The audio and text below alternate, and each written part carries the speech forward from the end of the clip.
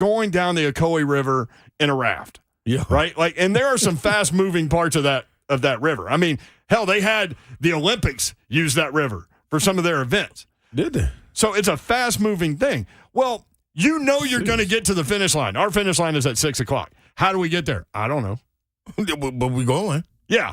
We have a general outline of what we want to get done, but sometimes you're going to veer over to, the left side of the river where that tree is, and then it's going to take you over to the right, and, you just kind of go with it. Yep.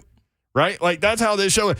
But Babs takes great pride in the fact that she can keep the raft in more of a straight-moving motion down the river. That's because she likes to take it as a challenge to do that, too. Yeah, but it's hard, when you've got us two in the room. We'll make it a point. Yeah. You know what, I do want to say something. Can I say something? You can say anything you want, man. Hey, I got an announcement. You got an announcement? Straight out the gate. I haven't even introduced you. Well, I guess they got to wait. I'm going to say this over and over and over. People, this is my mission this year. Outside of bringing sexy back. Yes, which is going to happen. That's going to happen this spring. It's starting January 9th. Yeah, the word of the day yesterday was actually 2 words. It's baby oil season. 3 words. Yeah. Baby oil season. That's right. That's coming to 3HL. Be ready, baby. Be ready. And the Zone TV, that's where you find us. But outside of that, people, you got to be nice. I'm talking about I went to another fast food spot today. Uh-oh. And okay, so I'm starting to figure out the common denominator in all of this is me. And I don't know why. Why? Because it keeps happening to you? Yeah. But you don't think it happens to other people? I'm not sure. I don't hear nobody else complaining about it. Listen, Slay, I follow your orders. I try to be as nice as I can be to any and everybody all day long. Yeah, that's what you're supposed to do. Except for one person. There's one person I don't like. Just one? One person. Okay, that's cool. That's all right. Maybe you don't never got to run into him. I haven't in a while. Good. That's helping. That's what helps. In fact, the last time I ran into him, I told him just to keep moving. Yes, you did. So many words. Mm-hmm. But this is... I didn't mean to throw you off. Hey, man. Hey, if you know, you know. Yes, I'm just saying. This is what you got to do. When greeted with, what's the word, when greeted with kind gestures and kind words and good energy, that's what it is. When greeted with good energy, reciprocate that. Yes. How hard is it? It's not. It's actually harder to be an a-hole. There you go. There you go. Now turn that frown upside down. Come on, be a Smiley, a Jay Smiley. Come on, man. I can't even see him in there. He turned the lights out. But he always turn the lights. I don't know why he always go dog like that. You like it in there, dog. Turn the lights back out, Jay Smiley. It's cool. We like him out, man. It's cool. Because I can still see you smiling. But this is the thing, y'all. I got to the window to pay for my order. And I said, here you go. Appreciate it, my man. He just closed the window on me. Took my card, closed the window on me. He opened the window back, and I said, okay, I'm going to be even nicer. Thank you, my brother. I hit him with my brother on this one. Thank you, my brother. Handed me the card and closed the window again. So I'm like, all right, when he hand me the food, I'm going to be super nice, man. When he opened the window up, hey, man, hope you enjoyed your holidays, my brother. Hand me my food, close it, didn't even make eye contact. I'm like, hey, man, is anybody else dealing with this? Because what I'm going to have to do, outside of, there's always one that keeps me happy. I'm going to be real. Y'all doing really good work. It's my people that send me my lunchbox, the barbecue sauce lunchbox. Chick-fil-A, I salute you. Thank you for good energy. Other people, and I'm talking about in general too, not just fast food restaurants, have good energy. Keep a smile on somebody's face. You don't know what you're doing to them to change their day. Just imagine that man, I gave him good energy. He turned around. What if his boss fired him? Maybe I helped him from not choking this boss and saying, you know what, that was a nice guy right there at the window. I ain't even going to choke you. Appreciate it, my man. I'm going to get on and get another job. That's simple, but it all starts with the good energy. That's a hell of an analogy. I know sometimes it goes that way. But, man, be nice. Going down the Ocoee. Yeah, we're going. Be nice, y'all. Man. Good energy and nice. That's 2023, good energy and nice. That's what I'm on. See that? If you're on Zone TV and you see me do my arms like that, I mean, good energy coming. If they don't do this, though, If they go straight down, that's bad energy. Good energy. Hey, listen, I'm a big body language guy. My kids get tired of me talking about body language. That's important, though. I'm like, body language talks way louder than what you're coming out of your mouth. Man, body language will get you a job. Keep you a job. That guy at the fast food restaurant. See what I'm saying, y'all? Did you drive away or did you sit there and make him open it again and tell him, hey, man, no, it's not hard to be nice? No, because it's starting to pile up on me, y'all. I know. And look, man, I know a lot of y'all got jobs that you hate. Mm-hmm. And it's a means to an end. Yes. It's not always going to be that way. Just if you can figure out a way to attack your day from a positive perspective each and every day, good things will happen to you. I promise you. Yeah. So if you're, I don't know, bagging groceries at Kroger, be the best bagging grocery guy at Kroger in the history of bagging grocery guy at Kroger. Cold-blooded. Be a cold-blooded bagger, man. If you're delivering the beer to Mapco, be the best beer delivery guy ever. Man, walk in there and tell them, Mapco, I'm here.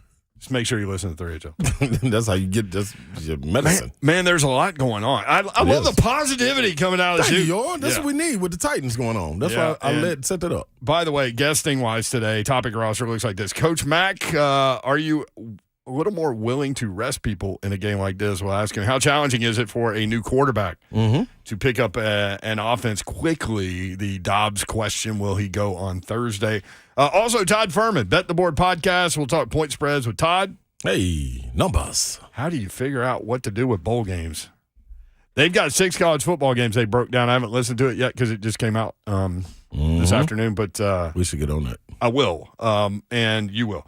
Voice of the Titans, Mike Keith, in studio today at 5:20. SEC play begins today, Slay Dog. And for those that missed the announcement yesterday, Ron Slay has been added to the SEC network analyst position in studio. Roster. That's right. In studio. Yeah, so Slay Dog will be flying to Charlotte. That's right. And he will begin to break down games as you watch college basketball on Saturdays on the SEC Network. Tennessee at Ole Miss today. Weird start time. What are we doing? 4:00. I don't understand it. I don't know what that's about. I guess no kids are in school, so they just like, let's hurry and get it over with. Here's one thing you're going to have to do, because the one TV that is currently up in our new studio is right behind Slay. I know I'm going to switch. So either you're going to need the Ryan Tannehill rear view mirror off the helmet idea that you had, Rick Moranis and Honey, I Shrunk the Kids. That's right. So he can see his backside.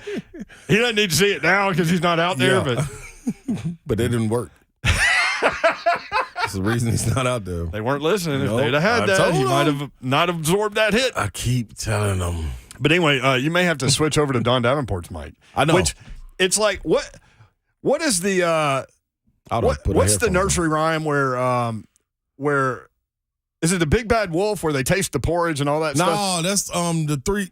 I was gonna say Three Little Pigs. No, is it Three Little Pigs? Goldilocks and the Three Bears. Isn't that right? I think it's right. Are they grizzly bears or are they veggie bears? I think veggie bears. But you know what's crazy? They put them bears in there as brown bears in the book. Those should be black bears. Yeah, black bears are the veggie bears. Yeah, man, they gonna get Goldilocks 8. I didn't even ever think about that. Well, where I was going with that is Davenport always knows when she comes back if somebody's been in her seat. I know. I'm going to go over there. So you can watch the game. She got her headphones over there. I might even use her headphones while I'm over there. Oh, sometimes she monitors the YouTube channel. I know. Yeah, I'm putting them on. Hey. Yeah, that's what she should be saying. Exactly. By the way, there was an Instagram thing like, please post. What time is it? Yeah, we're good. Please post the first picture that's in your camera from 2022. Really? And mine was a video of that dude saying that. No. Hey. That was perfect. That was perfect. I couldn't figure out how to post that video on Instagram, though, with like the box with the words and all that. Man, technologically sound here. Anyway, so SEC play begins today. Tennessee at Ole Miss. Tennessee favored by 7. That game's at 4:00. We will keep you updated. Also, Slay Dog, we'll get your opinion on some of these. I mean, since you're an SEC network analyst, we don't need a college basketball analyst. We didn't when you came in anyway, but here we go. Missouri and Kentucky. Yeah. Today. Kentucky only favored by 3. in that basketball game. Yep. Alabama, number 8 in the country, a 1-point favorite at Mississippi State in the hump. In Mississippi State, y'all want something to prove? Because it's a weak non-conference schedule for them. They got to show us right now. How hard is it to play in the hump? Ooh, when there's people in there, it's hard. But it's not always a lot of people in the hump. On television, it looks kind of like Municipal Auditorium to me. That's it. Is it? Boom! Is it? And it's got that same echo in there. Oh, yeah? Yes. The hump don't scare nobody. I'm going to be honest. This is where we are. Man, we had some local guys that played down there that were really good, though. Oh, yeah. Arkansas, number 9 in the country, at LSU. Arkansas favored by 4. We've got some tight point spreads in these games tonight. Florida at Auburn. Auburn ranked 20th in the country, favored by 5.5. Welcome to the jungle. Florida, you're going to have your work cut out for you. I don't care who Coach Pearl has. The jungle, he's created an atmosphere down there that's hard to play in. Just is. Steven's still on his staff? Yes, he is. Lil Pearl. Mm-hmm. Got married not too long ago, didn't he? Yeah, he did. Yeah. Was it this past summer? I think it was this past summer. Yeah. Mm-hmm. Lil Pearl. Yeah, he's a good dude. Yeah, that's my guy, man. Let's see. What else do we have to talk about today? Nashville Vol fans finding a tough time getting to the bowl game. We'll talk about that. And I know some of y'all listening are pissed right now. Gotta be. With bowl tickets and can't get there. Gotta be. Jags coach Doug Peterson talked about whether or not he will rest starters this weekend against the Texans. And Russell Wilson's got it going. Really? Not on the field. Okay. I was gonna say, but like, he turned the corner? With the surrounding elements to what he is down there, over there in Denver. Pretty amazing. All right, when we come back, we'll talk Titans football with Coach Mack, and we've got the injury report for you when we come back. Ruled out. Forget the injury report. Oh. What's the number? And then we'll give the names when we come back. How many have been ruled out? My favorite number, 35, but add it up. 8. Hey, you're on it today. Well, you got 2 guys with Tennessee education sitting in here. All right, 3. Jay Smiley, too. Yes, Smiley. All right, we'll be right back. Coach Mack next. Thanks for being with us. Let's go. We'll be right back.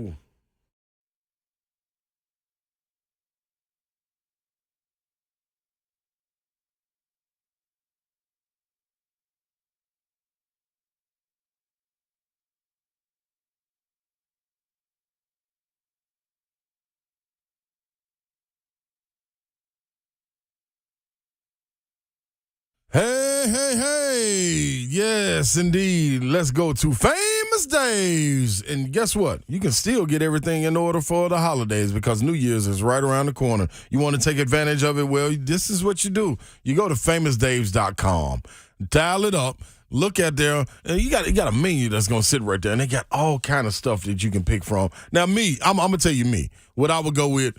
Give me cool little slab of ribs. Give me I always like to get the cornbread stuffing a little bit, just on the sneak tip. They may not have that, but they do got the cheesy mac. Yeah, Dave's cheesy mac and cheese, which is phenomenal. And this is how you round it all up. The cornbread muffins. Whoa! I don't know if they're using Jiffy or what, boy, but it is phenomenal. You can hit it at 3 locations: Hermitage, Smyrna, Franklin. The Franklin is to go and delivery only, so don't plan on going there and just sitting down. But one thing you better plan on doing is getting a bill, and it's a whole lot of wet daps because the sauce will be dripping. It's Famous Dave's.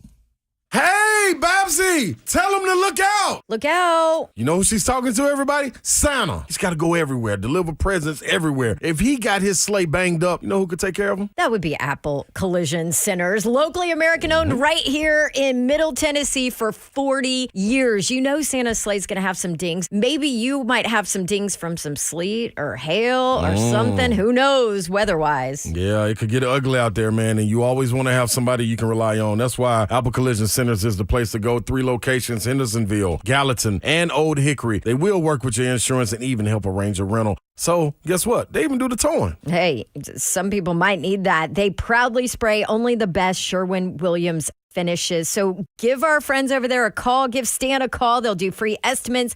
They'll do those repairs from auto accident, dents, much more. All you have to do, visit applecollisioncenters.com and schedule your free estimate or learn more.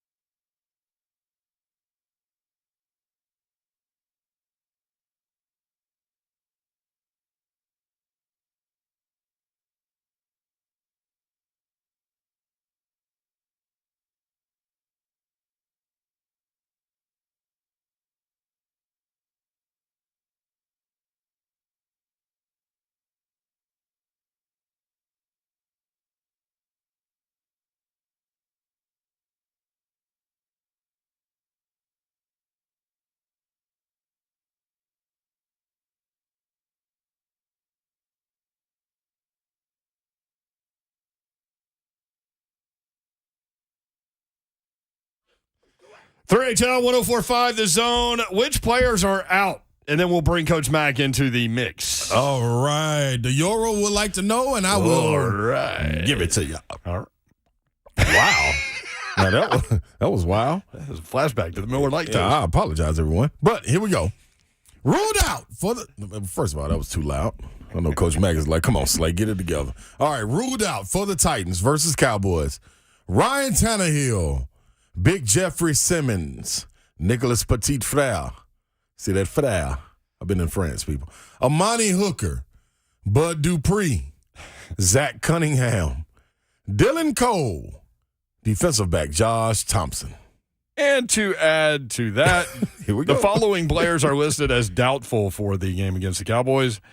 Outside linebacker Danico Autry, who played his ass off last weekend. Cornerback Christian Fulton. Hey. And running back Derrick Henry is doubtful. It's the king. We bring into the mix Coach Mack, presented by Farm Bureau Health Plans. Coach, what's up? How are you? Brent Doherty, Ron Slay. How we doing, guys? Where's Dawn Davenport? What game is she doing? She's the Pinstripe Bowl in New York, I believe. Okay. All right. Good. Well, good. Coach, first of all, you need to know where she is. Second of all, don't anybody sit in their seat or use their headphones. I mean, he's contemplating it. He's about to start playing at 4 o'clock. Coach Mack, I got to poke the bear a little bit. He can't currently see the television, so he may move over. Yeah, I don't know. Let me give you something before we start talking football, Ron. Find another bear to poke rather than her. That ain't the tree I want to go up on. So is she? If you're not even close. That's not even close to where you want to go. If Dawn Davenport were a bear, what kind of bear would she be? Would she be like a Kodiak bear, a grizzly bear, a black bear? She would be a mother grizzly bear. That's what she would be. Ooh. Yeah, ain't no defeating that. Yeah, you're not messing with not the mama grizzly. There's a big difference. Those mama grizzlies. I tell you, who's afraid of mama grizzlies? The daddy grizzly. Everybody. Yeah, so is Coach Mack. I mean, that's kind of true with people too, Coach. Well, I mean, it is nature, so I'm telling you. That's very true. All right, Titans Cowboys coming up this weekend. Let me start with this. In the Houston Texans game, I was really impressed with what Danico Autry put out there. Yes, Brent. He was, and you know what it did too. It just illustrated to you how much he's missed.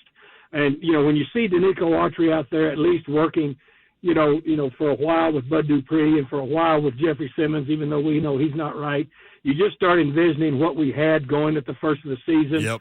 You know, before Harold Landry got hurt and coming off of the last year, how great those guys played. We had 7 guys that could really rush together, and rotating rush guys is the deal. And it just shows you what you miss, and it also shows the value of having your dudes. And you know, and this was a dude coming back off of a knee injury for 2 weeks. I mean, when you have your dudes, guys, it's just a different world. It really is. Yeah, ain't no question about that. Yeah, you know, it's funny too when he was signed coming out of Indianapolis. I remember him saying about the Colts, they had a chance to bring me back and they didn't. And I was like, this dude is different, man. And gosh, he's been good. Well, what he is he's relentless. Yeah. He's a relentless player. He's very athletic. And the other thing is he's a nasty dude. Yep. And that goes right to my heart with defensive players, because that's how I was brought up in this league up there in Chicago. I mean, you got to have some nasty to you know, play defense in this league, and especially when you get a big nasty dude. You know, I was first introduced to big nasty dudes when, you know, I was around Steve McMichael, Dan Hampton, Richard Dent. I mean, all of a sudden you say, okay, so this is what defensive lines are in the National Football League. You know, and then I had Joe Green work for me for 8 years at Arizona, and I knew what legendary nasty dudes were like then. Yeah, you talking about some guys. Those definitely some guys. I love it when you start rolling through Bears names from that era, because that 85 Bears team, you were there in 86, right?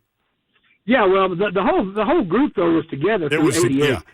Yeah, exactly. It was through 88. I mean, 88, we got beat in the NFC Championship game. I mean, those are dudes that, you know, went through the strike together and still came out. And I mean, you know, we were winning 13, 14, 12 games a year just off the jump with those guys. And then when free agency came in is really when the real Super Bowl shuffle Bears broke up. Yeah. It's when Washington offered us 2 number ones for Wilbur Marshall, and they got it. Then Willie Gault went to the Raiders, and then Otis Wilson hurt his knee. I mean, once you start losing your dudes again, pretty common theme, you're not the same. But that era of the Chicago Bears, that's one of my favorite teams of all time. That mid to late 80s Bears teams. And you mentioned the defensive linemen, but you didn't even get to Gary Fensick and Mike Singleton. Gary Fensick, Doug Durson, Sean Gale, Mark Carrier later, 20. Yep. Yeah. So, I mean, there was guys, one of the nastiest dudes we ever had, people don't even know, was Mike Hartenstein out of Penn State. Yeah, I don't know that. Well, Mike Hartenstein was the guy that Michael and Hampton were scared of, so that gives you some reference. Tell me about while we're here with the Bears real quick. We'll get back to the Titans. Mike Singletary as a leader. Just look. I've had 2 guys that I thought were the epitome of that. I mean, just the epitome of it. And I'll throw another guy in that I coached here, but just the epitome of it. Mike Singletary and Aeneas Williams. Okay, I mean those guys were our gold jacket guys that were willing to wear the hat in every game plan. I always went to them and said, "Look, here's what I need you to do," and it was never, "Well, I can't do that," or "That's going to take me." No, what do you need, Mac? Let me know what you need. And I said, and also I need you to sell this to some of the guys too, because it's going to incorporate them doing different things.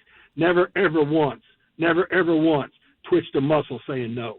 And so those two guys. And then a guy that I coached here that was really a good leader that would just get down with it, and he did it, just by how hard he played. And then, I mean, he wasn't afraid to speak out if somebody wasn't pulling their weight. Was Keith Bullock? Yeah, love that. Yeah, Keith is such a matter-of-fact guy. I mean, he's the same way on the radio. Yep. Like he'll tell you. No, look, I love KB, and I told him many a time. I came in here and started coaching Keith Bullock after Gunther Cunningham left. Yeah. And and Keith, Keith has said it. He's a really realistic person in everything that he does. And he said, Mac, he said, I had 3 linebacker coaches in my career: Jim Schwartz, Gunther Cunningham, and you. He said, pretty lucky dude. How surprised are you that the Bears didn't win more Super Bowls with that group?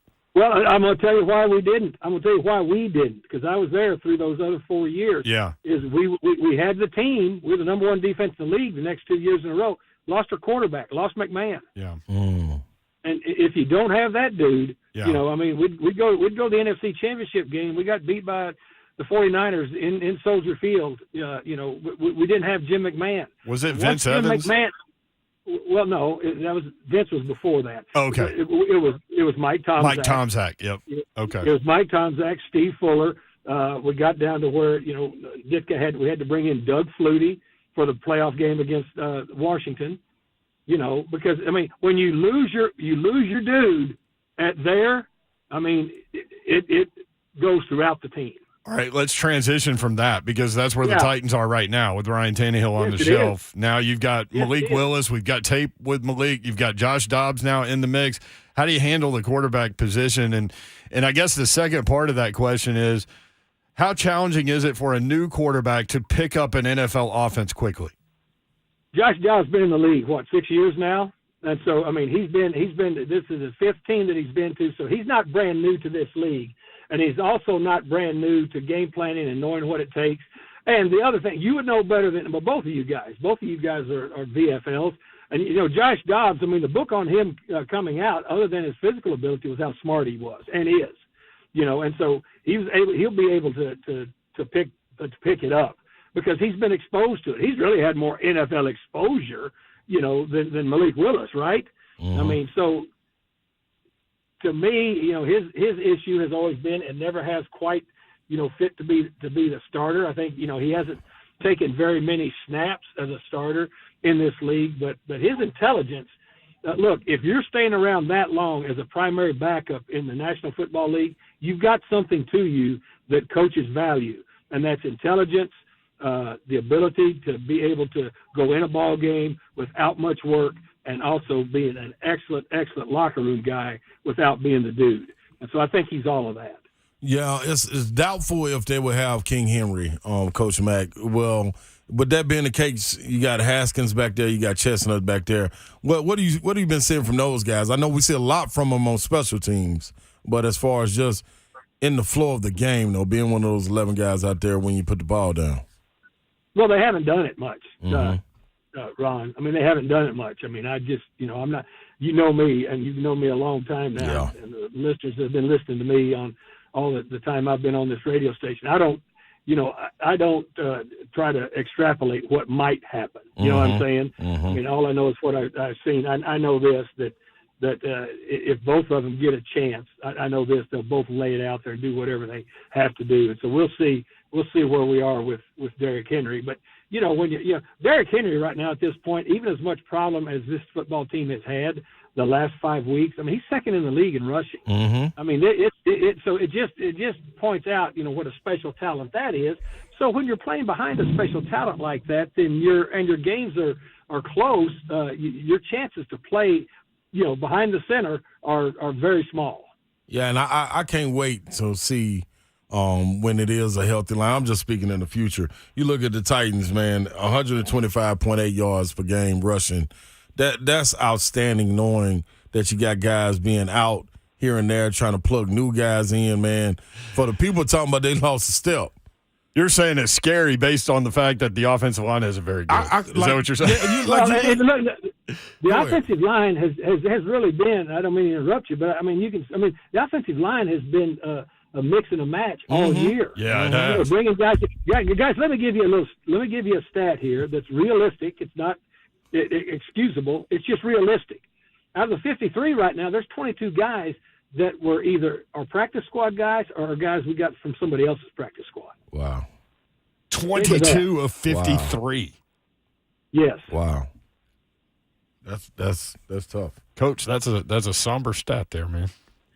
Well, but I mean, it's not hard to figure it out when you start looking, and every week you see different how they have to manage it. And look, I've done that before about twice in my coaching career. Once as a head coach, and it's a challenge to be able to do that and to still keep your team viable. But it's the reality of it, and that's it. And that's where our injuries have been this year. The thing last year, guys, and people say, well, Coach Mack, we had 91 last year. I think we'll probably be at 84 this week. But the difference is we never had one complete unit wiped out like we've had wiped out on the offensive line and the defensive line, where it starts up. And we never lost Tannehill. Mm-hmm. We never lost Tannehill last year. He was the one guy that was there the whole time. Derrick Henry was gone for 9 games. All right. Tannehill was the one guy that was there all year with So it goes back to what we started with Brent, with those Bear teams that were great teams, except they didn't have the dude under center. Mm-hmm. And so all of it works together, guys. It's not a mystery in this league. It really isn't. And there's no magical wand that you wave over a team and say, regardless of who you have playing, this is how you're going to be. Well, and the truth of the situation is, obviously, as we've talked about, the Titans, everybody knows, the Titans have struggled, right? They've lost 5 in a row, and Jacksonville's playing better. But the thing that they were able to do with that win streak after that 0-2 start was build up some schedule equity, right? Like, so now, regardless of what happens on Thursday, you've got a chance to go play for a division title and a playoff spot the next week. Well, that's what you're going to be playing for, yeah. The Sunday after this Thursday. It's exactly what you're going to be playing for. Now, how many people you're going to have to be able to play for it, we'll wait. We'll wait and see. We don't know yet. You don't know. But the thing that you said was 100% true. You had built up enough, and I love that phrase, schedule equity. You had done enough to put yourself in position. You lost your position, in the 5 straight weeks where where attrition of the football team just continued to eat into your success. But what you said is 100% true, Brent. What you're going to be doing, 10 days is playing for the conference or playing for the AFC South title in Jacksonville. Coach, I go to bed with a smile on my face when I hear you say that you love something that I said. Well, I mean, you've always been really pretty spot on with what's gone on, and I've always enjoyed my time with your segment because you've always got the numbers and you've got a good perspective on it. And then when Ron Slay got into the mix, then all of a sudden now what we have is working without a net, Coach. Oh, now what we have is a dude that brings all the passion in the world. I would love to have coached Ron Slay. I really would have. I mean, that to me would have been so much fun because it would have been so easy. I mean, it's basically like, if y'all ever been bird hunting, if y'all ever raised around bird dogs, you can put them all in the back of a truck for the first time they go out in the season and drop that gate. And they're the ones that run out and start jumping around, sniffing and looking at you like, where do we go?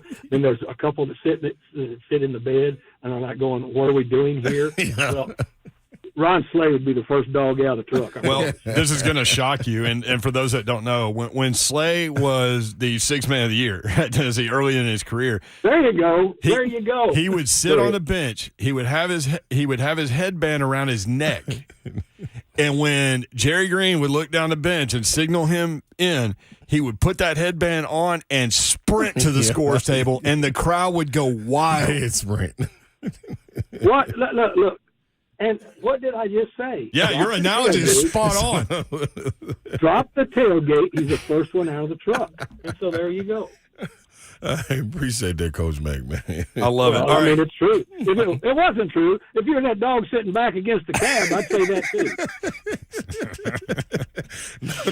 Hey, maybe someday in life. I don't know. I'd love to be against that cab. You will never be that guy. I love it. Thank you, Coach. Appreciate you. Guys, really appreciate you guys. Talk to you. See you. All right, Coach Mack, presented by Farm Bureau Health Plans. When we come back, phone lines are open. What do you think? Are you a little more willing to rest people? A lot of people, I saw Chattanooga, Tennessee sports write Titans taking a bye week this week. What do you think about that plan to rest everybody? And if you're just tuning in, we'll run down the list again. Derrick Henry, a notable name, is doubtful for the game this weekend. 615-737-1045.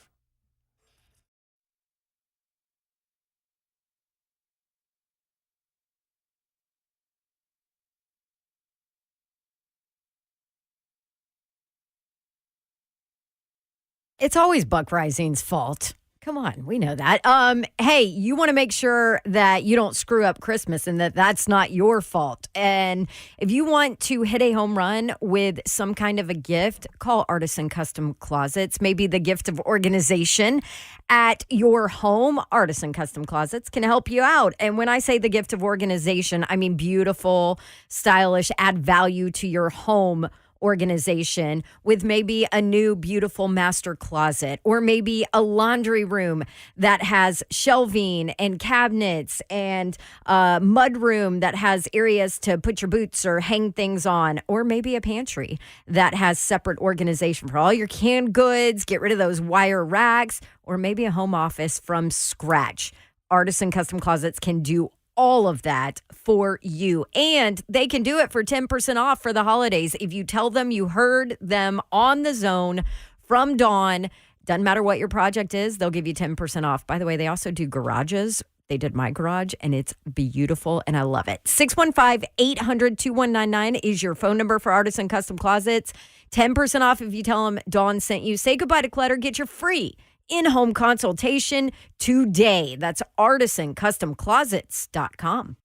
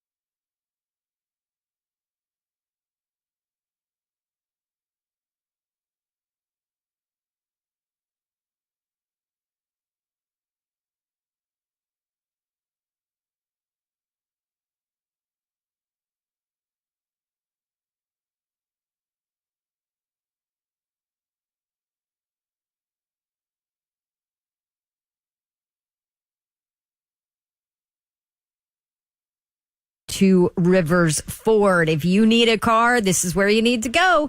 And guess what? In-stock inventory, it's back at Two Rivers Ford. Truckloads of vehicles. We have been waiting all year for this, and Two Rivers Ford has made it past all those supply chain kinks, and all those vehicles are now on the Two Rivers Ford lot, finally. F-150s, Explorers, Edges, Escapes, you name it. Two Rivers Ford has them in every color, a variety of trim levels, lots of options. And don't forget, you're going to get a great price because, one, they sell all of their non-specialty new Fords below MSRP. And two, their salespeople don't work on commission. So they are just there to help you, not try to sell you on something. Also, I always like to mention this because it's important to me when I'm looking at making a big purchase. You want to trust who you're doing it with. Well, they're a local dealer. They've been around since '83 and they have an A+ rating from the Better Business Bureau. Great people,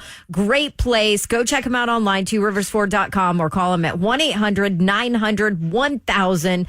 Just go see them in Mount Juliet, 7 miles east of the Nashville airport. Whatever you do it fast before that in-stock inventory is gone. It's Two Rivers Ford, powered by Ford, driven by people.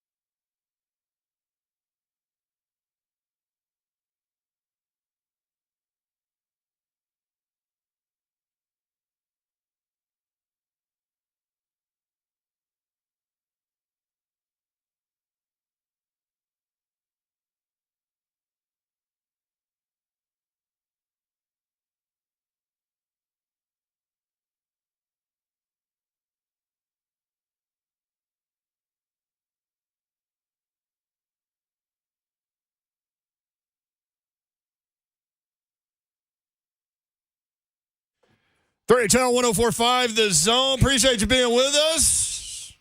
Hope you're having a great holiday season. College football certainly in effect. Duke leading Central Florida. Spoiler alert, 23-13 fourth quarter. Got Kansas and Arkansas coming up. Okay. The Liberty Bowl, the AutoZone Liberty Bowl. Coming up at 4:30 on ESPN, Kansas and Arkansas. Arkansas favored by 2.5. I stopped keeping up with Kansas. Did they finish out No, good? they fell apart. Okay. Yeah, 6-6. Okay. That was a hell of a story there for a minute. They were 5-0, right? They were the story. Yeah. Leopold, that's his name? Lance Leopold. Leipold, maybe. Leipold, something like that. Okay. Great coach from Buffalo. Mm-hmm. Kansas and Arkansas, I think I read today that they have not played since 1905 and 06, something like that. Right. Been a minute. So that's going on. Oregon, North Carolina. If you haven't seen Drake May play, yeah, might want to. Say he's special. Kid can go. Mm-hmm. For North Carolina. That's 7 o'clock on Fox. And then 8 o'clock tonight, I'll be in on this one. Texas Tech and Ole Miss. Okay. I was near Lubbock, Texas when I made my adventurous drive across the country. Making your cross-country decisions. Yes, and my son Connor actually had a workout for them during the recruiting process, and we went to Lubbock, Texas. Lubbock, not much of a town. Sorry if you're from there and you love it. I don't know. I wasn't there very long. But the campus is unbelievable. Yeah. You're like, well, here's where they dumped all the money. It's just right here. It was like a completely different place. Coach Mack talked highly about it, too. Yeah. West Texas, man. Different. Yeah, I called Coach Mack from the locker room. Mm-hmm. Mm-hmm. So those games are going on tonight, and we'll take a look at some of the betting lines with Todd Fuhrman coming up. How do you bet bowl games? Because all kinds of players opt out. You've got Tennessee and Clemson coming up. Tennessee, it was announced today, will wear the home unis. Let's go, Vols. Orange jerseys and the white pants. We ain't come to play around. Came to play and not around. Jeremy Banks did not go to play. Yeah, we kind of expected it, though, at some point. Yeah. So anyway, that line, interestingly enough, had popped up to 7, is now down to 4.5. But there are a lot of y'all out there that are Tennessee fans that were headed to the bowl game that can't go. I was talking to my buddy Brian Wright today, and he was headed down there, but his flight got canceled. And then he said Southwest canceled all flights to Fort Lauderdale from Nashville from B&A. Just dogged them. Goodness gracious. Tennessee fans aren't going to be – I mean, there'll be a hole in the stands. Yeah. Big spot. But everybody be wearing orange, so maybe you can. Somebody got to create energy down there. The fans that did make it, create energy, people. Well, and Joe Milton's got an opportunity. You know, Tennessee coaching staff has said it's going to be a quarterback battle in the spring. We're going to have a battle in the spring.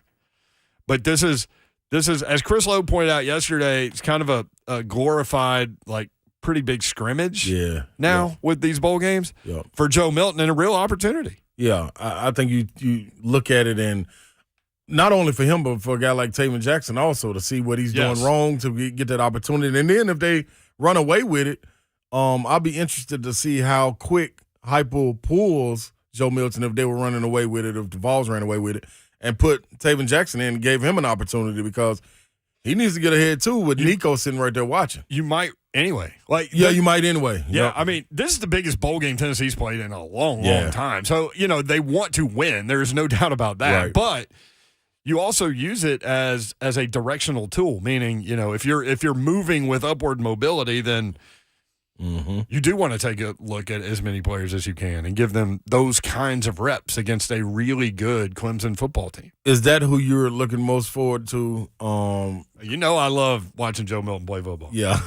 Listen, we sat by, because you just never know what's going to happen, man. Do love Joe. That dude's throwing missiles. You love Joe. Listen, sometimes the missiles hit the right spot. Sometimes they don't. But they do hit. That's one thing for sure. Who was it? Was it Javante that he hit with that deep ball and injured him? Hyatt. It was Jalen Hyatt last year. Yeah.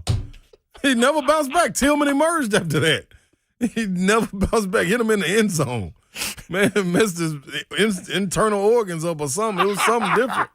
He never bounced back from that. He had a car wreck with that football. Man, yeah. I will say this, though. Like, Joe Milton, I mean, he struggled with the deep ball against Vanderbilt, but you and I were both there. Like, those were difficult conditions. Yeah. But we've seen Joe Milton have problems with the deep ball before. But what we saw from Joe Milton, I told you I was disappointed. Yeah. Because I love Joe Milton throwing that football around like a hand grenade and just blasting people. I love that. Like, I'm here for that. Like, when he throws an errant pass and it lands 6 rows up and, hits some grandma in the face. I mean, blacking people's eyes in the stands. Yes, but this year he started throwing fade routes. Yes, he was. And putting air under the ball. Yeah, nice ones. Anyway, so I'm anxious to see him play. Yes, you're right about that. Also, can they get the run game going a little bit? Yeah. Clemson's without people too. Obviously, DJU. Where's he going? Is it Oregon State? Oregon State. Yes, Oregon State. I think that's right. Yeah. When I was in Hawaii, the Hawaii people thought he was coming there. Really? And I'm like, what? Going back home.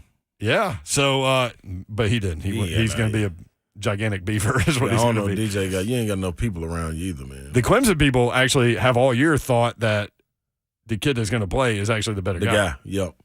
So we'll see. But they're also without their leading sack guy, and he's going to be a top 5 pick too. So both teams have players out. But looking forward to Ole Miss tonight. No doubt. Lane Kiffin. Is he going to throw his play sheet? I would reckon so. You would reckon so? I hope he does. Yeah. Yep. I like to see Lane frustrated, even though it's just fun frustrated. Oh, I was going to say this about Milton.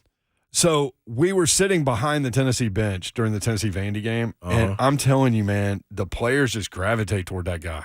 Really? He's got this, like, magnetic hold over that team. Something about him. Mm-hmm. Even as the backup. And think about how rare it is that a guy transfers in, loses the job, stays, comes back again knowing he's the backup, and stays, and has that kind of presence on that football team. For this opportunity right here. And then, like, even. That's so rare, Slay. Yeah, no, without question. And more of a tip of a cap with a guy coming in like Nico. Like, you got a 5-star kid coming in that you kind of expect he could come in and start. And you still say, I'm going to compete. That's good. I think he learned a lot from Hendon. I think that's why Housel said it's going to be a competition. Because I'm sure they told Nico that during the recruitment. Let's go to Kevin in Mount Juliet, 615-737-1045. Kev, what's up? Hey, guys, 2 things about the Orange Bowl, and I'll hang up and let you guys comment. But first one, I think they should let Tennessee wear all orange and Clemson wear all orange so that the nation can see just how completely different those two colors are. Yeah. First of all. And I like that. Secondly, if you're a South Carolina fan, do you skip the Notre Dame Bowl game and just wear your gear down to Miami and just walk around and gloat the entire time? I mean, just own that. Just own that building. I would. I like that. That is good. Thank you, Kevin. Appreciate it. Both teams wear orange. Hey, man. In the spirit of competition, man, you can do anything flies on game day. The Highlighter Bowl. Everybody just orange all through. 615-737-1045. Tua with some issues. Talk about next. 3HL 1045 The Zone.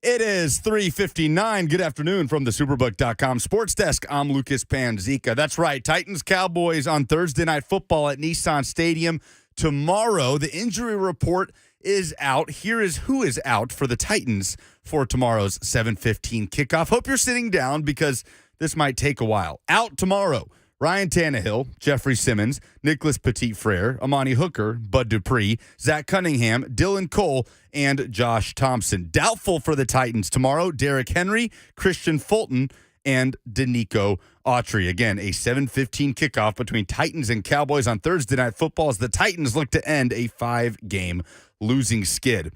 College basketball SEC play starts up today, and in a matter of moments, the 7th-ranked Tennessee Vols at 10-2 will tip off conference play at the 8-4 Ole Miss Rebels. Bowl mania continues. Duke currently leading UCF 23-13 near the end of the Military Bowl. A few more SEC games getting underway today. Kansas and Arkansas kick off at 4:30 in the Liberty Bowl, and then tonight at 8, it's Texas Tech and Ole Miss in the Texas Bowl. For all your foundation repair and waterproofing needs, visit USSTN.com. Breaking news at once on your home for the Titans and Vols. This is 104.5 The Zone.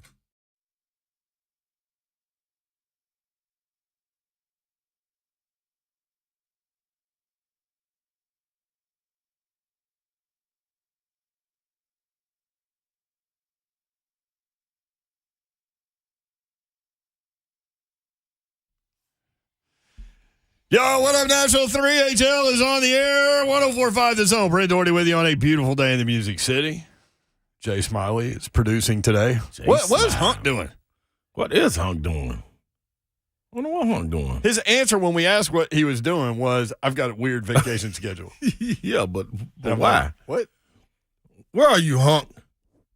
If anybody see Hunk out there, holler at him. Ask him where is he. Well, they'd have to be in Alabama, though, because he drives. For those that don't know, Hunk lives in the suburbs of Huntsville and drives up here every day.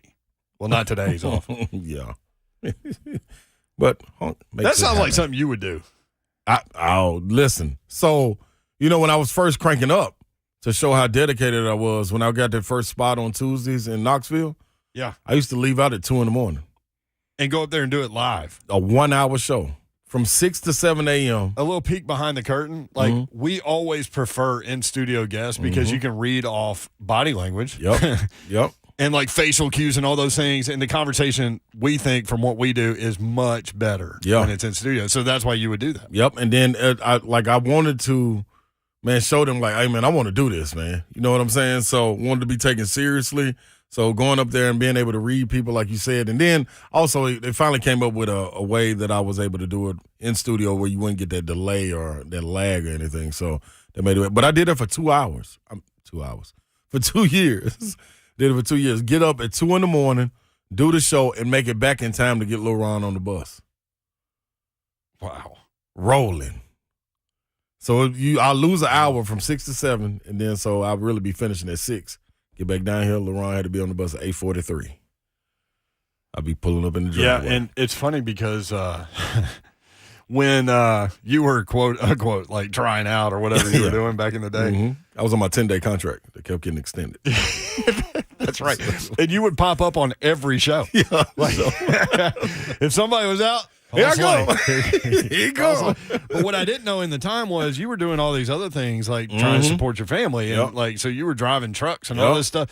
And boy, there was one time you rolled in here and you hadn't been to sleep in a day and a half. And I didn't even know. Yeah, I was down. You can, I knew on that first day that you filled in, Dawn was out, you filled in with me. We started talking about the history of Metro Nashville sports. And I had a blast. But anyway, I told you that day, I was like, man, I love it. I'm just going to sit over here and try to match your energy. Yeah, yep. Because I've always told people this for this job, there are certain things you can control and you can't control. I can't control if you, George, and Green Hills likes me. Right. I'm not going to worry about that. Right. I like myself so you don't have to. That kind of deal. Yeah. But I can control prep and I can control how much I read and I can control how many people I talk to behind the scenes. Yeah. And I can control energy. Yeah. Yeah. And so, I think I told you early on, and you already knew, but, I always envision like a guy leaving a job that he hates, going home to maybe not a great situation. Yeah. We got him for like 20 minutes, and we got to entertain him. Mm-hmm. We got to make him forget about those things, and that's our job, our responsibility. Yep. And so that's kind of what we think about while we do this job. I don't know why we went on that tangent, but like that first day, I immediately went down to Paul Mason's office. I'm like, hey, man, this guy right here. Let's rock and roll, Let's baby. go. So anyway, Yeah. while we're talking about it and while I'm looking at you, and I know Dawn would echo the sentiment, I'm blessed to be able to work with you every day, man. Man, I appreciate y'all, man. Y'all make this so smooth and the transition so easy. And we family now. I think that's another thing. Definitely. All right. If you want to hit us on Twitter, you can at 3HL1045. Did we ever introduce you? I think you went to an announcement and we never did it. True. I'm in the building. Appropriate today, Tennessee playing Ole Miss. That's right. This kind got no room. You know what? I was just looking at Key for Tennessee. Yeah. Does he look a little bit like Morris Day? He does. I wonder, is it the mustache? I think it's a mustache. The mustache weird. The mustache is weird. It looks like a peel off. You know, like when you dress up people, you peel the mustache off. Doesn't look like what Tyreek Key has going on, but yeah. What if somebody just walked up to him while he's at the free throw line and just pulled it off? Oh, and then he had to go naked off. face. Oh, that'd be great. Give my give my mouthpiece back. Give my mustache back. Put it back on and start making shots. Yeah, 2-2 is the score early. We'll keep you updated. On Twitter, Mayor of Jolton, I DoorDash. So we started with positivity. Yes. And so let me start with Dr. Ricketts wrote, I am loving the Be Nice thesis for the show today. Oh, thank you, man. So Mayor of Jolton wrote, I DoorDash for a living, and I've noticed that at restaurants, I'll be like, hey, how are you? And they'll just look at me. Slay had an experience today at a fast food restaurant where he tried to get a guy to say anything positive, and just taking the card. Yeah, that's get on out of here. Knocking things off the list. Yeah, shut the window on me. So, yeah, you could do that. At 3HL1045. Vols Man 85. You guys aren't carrying the B-ball game today? No. We're doing 3HL. But we can tell you what's going on. Vescovic for 3! 6-2 Vols. Bang, bang, bang. It's funny how, like, he almost steps into a 3 off the dribble better than he does catch and shoot, yep. which is so opposite of most people. Mm-hmm. He does a great job 1-2ing. Like when you're setting up. A lot of people do a 2-foot jump stop block party. They call goaltending. Yeah, they did. Wow. Yeah, it's sorry. No. It's funny. But this was a catch and shoot situation. Yep. And I've noticed with him, if he can catch and shoot and make it early, look out. Oh, he is you in trouble. Yeah. You're in trouble. That's flamethrower activated. So SEC play begins today. We'll keep you updated. Tennessee up 6-4. You've also got some games coming up tonight. Missouri and Kentucky. What are you looking for there? Missouri and Kentucky, I am looking for Missouri to make a statement. They beat Illinois going in the SEC tournament, SEC conference play. Yeah. And they made a statement, beat them by 20-plus on a neutral site. So it wasn't a home game. Missouri, I would love to see them beat UK. And I would also love to see UK get some kind of identity about themselves, man. You got the player of the year. You got Toppin that came back. You got Saville Wheeler. Like, you got guys, man. When are y'all going to get it together? Like, I keep on saying year after year, I know Cal is on an unlimited contract, but boy, dude, man, next year, if you don't get it right with that class he got coming in, you're going to be in trouble. And I'm not talking about no SEC. Final Four. Like, you got the player of the year in the nation coming back, and it's always a struggle. You got to show me something, Kentucky.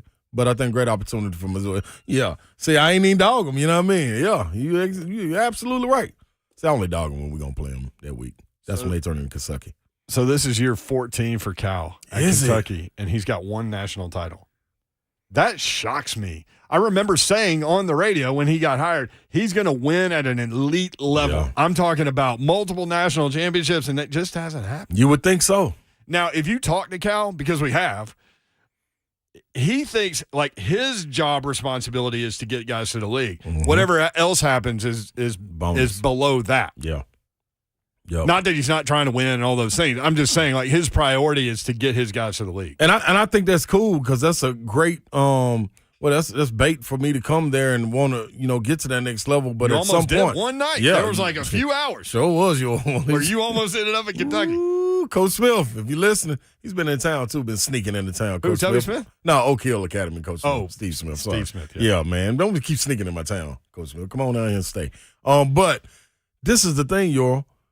At some point, those alums who want to win, not just going to be satisfied with putting guys to the league. Now, hey, you always the upper echelon of the SEC, but you've always been that too. So what is different from him and the other coaches that have been there? Well, of course not Gillespie. That was kind of like a little train wreck, but outside of that, I don't know what. Gillespie. Yeah, that was rough. He had a memorandum of understanding. Remember, we didn't even know what that was until Billy Gillespie didn't have a contract. Yeah, We're like, what are you doing, man? Party over.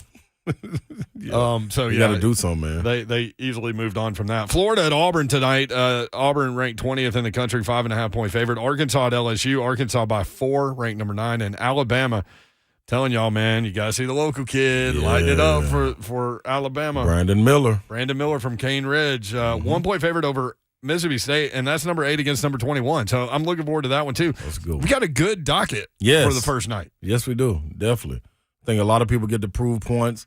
Florida with a new coach, and Golden coming to SEC play. LSU, McMahon from Murray State, coming down to LSU and bringing a guy, KJ Williams. Remember that name, people. He could, if LSU get it together, be knocking on the door of SEC Player of the Year. KJ Williams, a dog, 6'8", 6'9", do it all, man. He can go. Yeah, coming from Murray State with McMahon, so I want to see what he can do. Dennis Gate, new coach in Missouri. A lot of new guys, man. I don't know what South Carolina going to do. They might be the bottom feeder. I want to see if Vandy can Stacking them turn it around. I don't know. I don't think so. I'm going to say that. Yeah, I don't think so. But just not this year, man. He got to get a guy.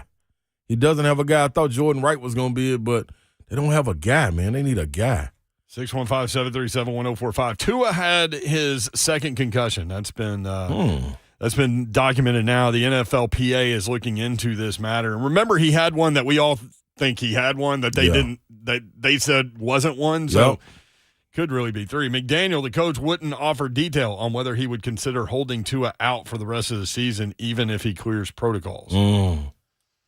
So that's interesting. And, it was a big year for Tua. And the knock on him was that he couldn't push the ball down the field. And then they got him some receivers, and he's been electric this year. Now, the Dolphins have fallen off a little bit lately, but it's been fun to watch that kid. He's a great kid. Yeah, so that's kind of the Tua situation there. Todd Fuhrman will join us at 4:30 to talk about point spreads. We'll do that in just a little bit. And when we come back, Jags coach Doug Peterson talking about will he rest players? Titans are. Well, the Jags. 615-737-1045 is the number. This is 3HL on 1045 The Zone.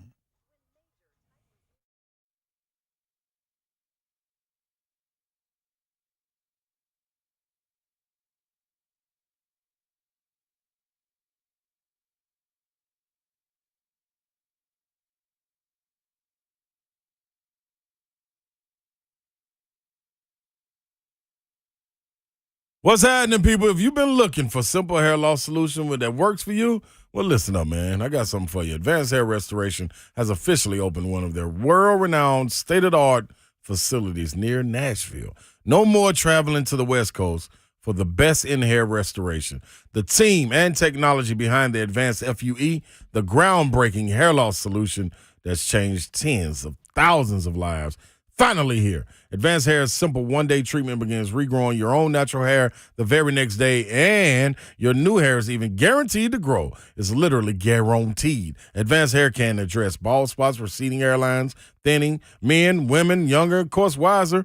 It's one-day treatment, life-changing results. Make sure to ask about the industry-leading guarantee at 629-348-HAIR. See what they can do for you with the amazing before and afters at advancedhair.com.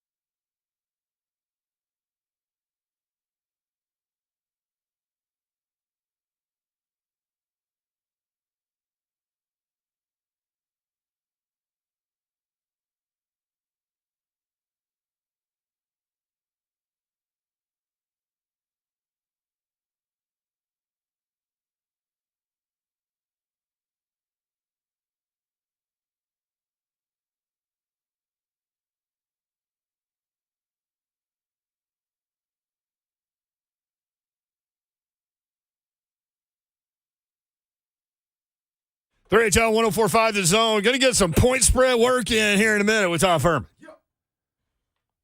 Let's go. There you are. You're on. I'm on. Did you already bet Tennessee? I did. I went money line, though. I didn't take that 8.5. I did a parlay. This was a 7-leg parlay.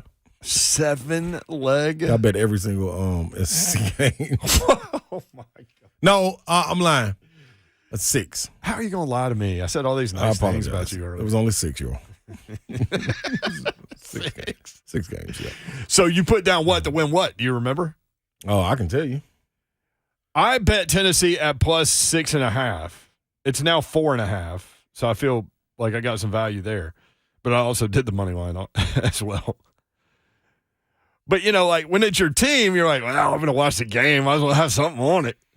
You know what I mean? Yeah, so I went $20 to win 185. It seems like you should make more than 185 based on 16 parlay. A lot of them I went money line. So I went Missouri plus 3.5. I took their spread. That got me minus 120. Auburn, at Florida at Auburn. I took Auburn money line. They was only giving minus 235. Mississippi State, I took Mississippi State against Alabama plus 1.5. They got me at minus 115. Then LSU over Arkansas, I went money line. That's plus 150. So they give me an option right now if I want to cash out. Cash out for what? $11.18. No, I don't want to cash out. That don't make no sense. Then the other one. Go. The other one is cash out now because I did the total 5-leg parlay. Yeah. I can cash out now and get $4.83 back. that ain't enough to get a value meal. Why would I do that? Oh, I was about to say, is that game on too? Ole Miss 17, Tennessee 14. We'll keep you updated. Mm-hmm. My dog Will Doherty. Yeah. Who turned 16 today. Happy birthday, Happy Will. birthday, Will the Thrill. He was telling me about, I think it was some YouTuber guy that had like some big parlay in the NFL where he put down like $200,000 or something. Did you see this? Mm-hmm. And he could win $6.5 million or something. And it came down to the Raiders and Patriots. Yep. And so he could have cashed out for like $1.2 million or let it ride. He chose to let it ride. And I don't know if y'all remember how that game ended, but it ended with the Patriots with the ball, I think in a tie game, right? Yeah, it was a tie game toward the end of regulation. And they complete a pass, and they're running up the sideline, and then the ball gets kind of loose, and then another Patriots player picks it up and chucks it, a lateral. I did see that. In the middle of the field. And Chandler Jones, I think, who used to play for the Patriots, caught the ball and then trucked a guy and ran into the end zone for a touchdown. And my man won his parlay and won the $6.2 million or whatever it was. That was crazy. Some of the Patriots said they forgot what the time and score and all of that. Yeah, I bet you did. Wait a minute. You forgot time and score. Like that's so why lateral? That's the first thing that we like talk to little kids playing sports about. Time and score. Yeah. Got to be conscious of it. Know the situation, people. Please. It would help. It would definitely help. It'll help in your 17 parlay. You're trying to win $185. I'm just trying to go get it, man. Just out here, man. Just looking for good news happening on a sports betting guy. By the way, Don Davenport is on assignment today. Slay has now moved from his seat because his back was to the television. He needs to watch Tennessee and Ole Miss. He's moved over to Dawn's seat. Don't tell her, y'all. Don't tell her, y'all. Listen, when you go in the boom boom room, lock the door. Euros. See? No. You turn it over, and then the other team comes down, works it inside, throws it back outside for an open three. That always happens. Either blow a layup or turn over the ball under the rim. The odds of it being a layup or a three-pointer on the other end are great. Great odds. Come on, man. It's going to be a fun show because this Tennessee game is going to be going on the rest of the way. The rest of the way. Come on, dog. What you doing? You got any bourbon in here? Well, show need some. Look, boy. Hey, see? They trying to get me riled up. 615-737-1045. Caleb in Nashville next up on 3HL. Hey, Caleb, what's up, man? Hey, guys. Thanks for taking my call. Yes, sir. I'll make it short and sweet. I'm here calling for all Tennesseans. Is 1, fire Todd Downing. 2, is that we hate the saying, there's always next year. Then why don't we do something about it? Hoping the Preds, Grizzlies, Titans, Vols can pull something out and get us something. That's all I got. Y'all have a happy New Year, and thanks for taking my call. Happy New Year to you, Caleb. That was really nice. That was cool. Yeah, thanks, Caleb. Why don't we do something about it? Appreciate you. So listen, y'all. Listen, I'm listening. This is another thing. That's what I was going down the lane of, and it's not necessarily to fire someone, but I'm just looking at other jobs. The Broncos fired Nathaniel. Literally. Yes. The man's name is Nathaniel. And what they didn't know is another Nathaniel they're still hiding. Russell Wilson? In plain sight, yes. That is him. So what did we learn about Russell Wilson? What's going on there? I mean, the guy can't be playing worse for a really bad team. This is very true. I watched the Denver. Who were they playing? The Packers? Yep. Is that who they were? I think they were playing Green Bay, yeah. Anyway. I'm pretty positive. They were awful. Yes. It was hard to watch. It actually was kind of fun to watch because, like, you knew bad stuff was going to happen at every moment. That's what I like. Especially watching Nathaniel. I love when that happens, man. Like It's like watching a bunch of car wrecks. No, it wasn't the Packers. It was, who was it? I'm looking. Chargers. Sure. No. I can't find them. This was before my 23-hour drive back. Goodness gracious, why can't I find them? Were they off last week and he got fired? No. I didn't think so. No, they got blown out. Rams. It was the Rams. They gave up 50. It was the Rams. 51-14. There it is. Yeah, it was the What was Russell Wilson's stat line in that game? 15 for 27, 214 yards, 7.9 yards in average, 1 touchdown. 3 interceptions, 6 sacks for 40 yards. They said it was the first time in his career he threw 2 picks in the first quarter. Hey, man, Russ just being Russ, man. Boy, every time I looked up, man, for my my little Southwest Chex mix, he was throwing that ball was going the other way. Hey, man, and he let a guy that came off the couch go for 24 for 28, 230. See, that's how I know the defense done fed up with him. That's why they got into that little spat over there on the sideline.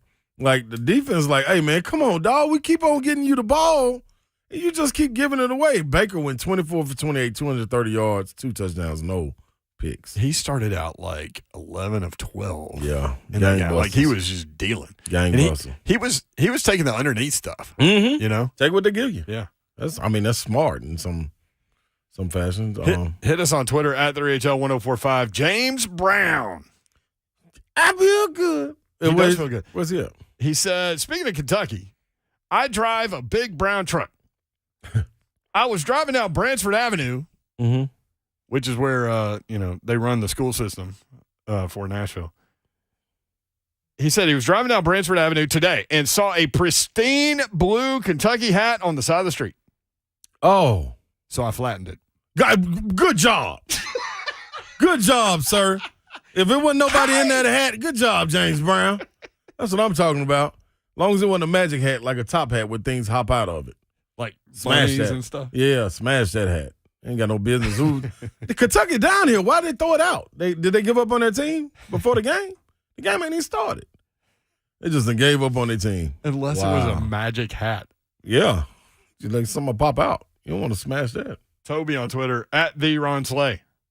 Love what you bring to the show and how you compliment at Brent Doherty and at Don Davenport TN. Keep that positive energy, bro. The world needs more of it. Keep #slaying. Hey, let's go, baby. That's what I'm talking about. Karen, when are y'all having Trash Talk Whatever Day for the Orange Bowl? Ron Slay needs another tiger tooth. Hey, you know what? I'm looking for that one. I want an orange stuck to that tooth, though. I think we need to go after Dabo a little bit, too, before it's all said and done. Oh, we will. Don't we? Oh, we will. Why wouldn't we? Yeah. Yeah, and that Howard's Rock thing, like we go after all that. Yeah, do they take Howard's Rock on the team playing with them to bowl games? They got to take a replica or something. Something that they all have to handle on the way in. If not, because I know we taking the slap the get y'all for Tennessee sign every time. Yeah, everywhere. I need that in the man cave. They're going to handle the rock on the way to the bowl game. That's very true. All right, Todd Fuhrman is getting processed. The processing Furminator? Yes. Okay. It's weird seeing you sit over there where Dawn sits. Yeah. Guess what? I really don't like this because she don't have as much room as me. I got a lot of room over there. I like that. That's why you said. I tried to sell her on that space. You sure did. When we moved into this studio. I think if she had that opportunity to do it again and spread all her stuff out, she would like that section because you can't even open your computer up over it. It's too much going on. All right, let's get Todd Fuhrman in here. Todd, what's going on in Las Vegas, man? Fuhrman! What's going on, boys? Dude, are you okay, man? Yeah, I'm good. Are you guys on the air? Yes, we're on the air. What are you trying to say, Todd? Yeah. I'm just trying to figure it out. Sometimes I get an intro. Sometimes I get patched through. I figure you guys want to have a candid conversation. But, if we got all of the Nashville area listening, we should probably maintain some form of professionalism. That's what we do every day. Professionalism. That's like it's debate. It's wait a second. Did that just start, or is that a New Year's resolution for 2023 and beyond? Slay and I went to the tattoo artist this morning. We had professionalism just tattooed right across our chest. I got it on my I'm not sure I necessarily buy that. But, Brent, the bottom line is that I'm proud of Dawn hustling back from Boise because she was so worried about Slay being in the studio by himself. When you were off gallivanting in Hawaii, hobnobbing with MTSU backers in anticipation of the bowl game, Slay had full control of all subject matter that went on. And I don't know. You guys are risky individuals. Hey, look, man. I was just trying to do my job, covering the MTSU Blue Raiders in their bowl game. That's it.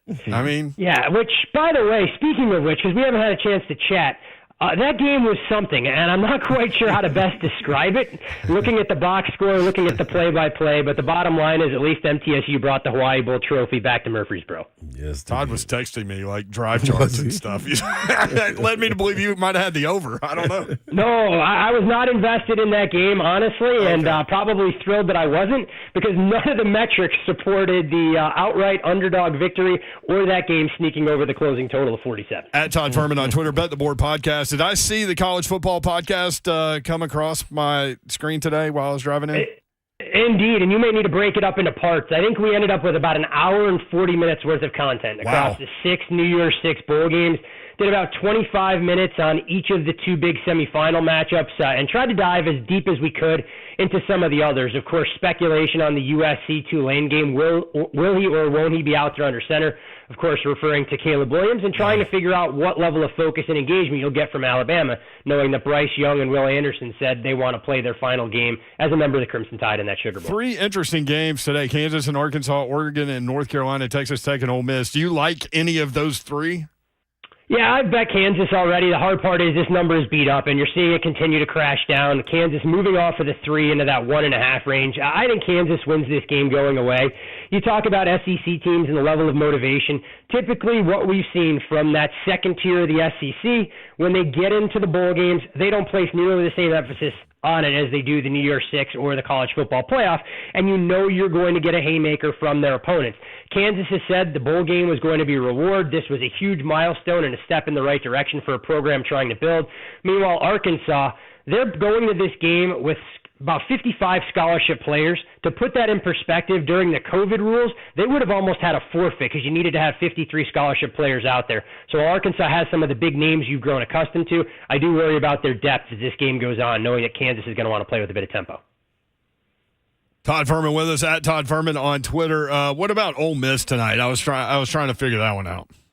Yeah, tough game for me. I think it's real boom or bust. Obviously, the big news coming out of Lubbock is they give Joey McGuire an extension. And I think when you look at this Red Raiders team, if I was trying to figure out where they were going to be in the pecking order of the newly revamped Big 12, I'd really want to buy stock in all things Texas Tech. I like what they're doing on the offensive side.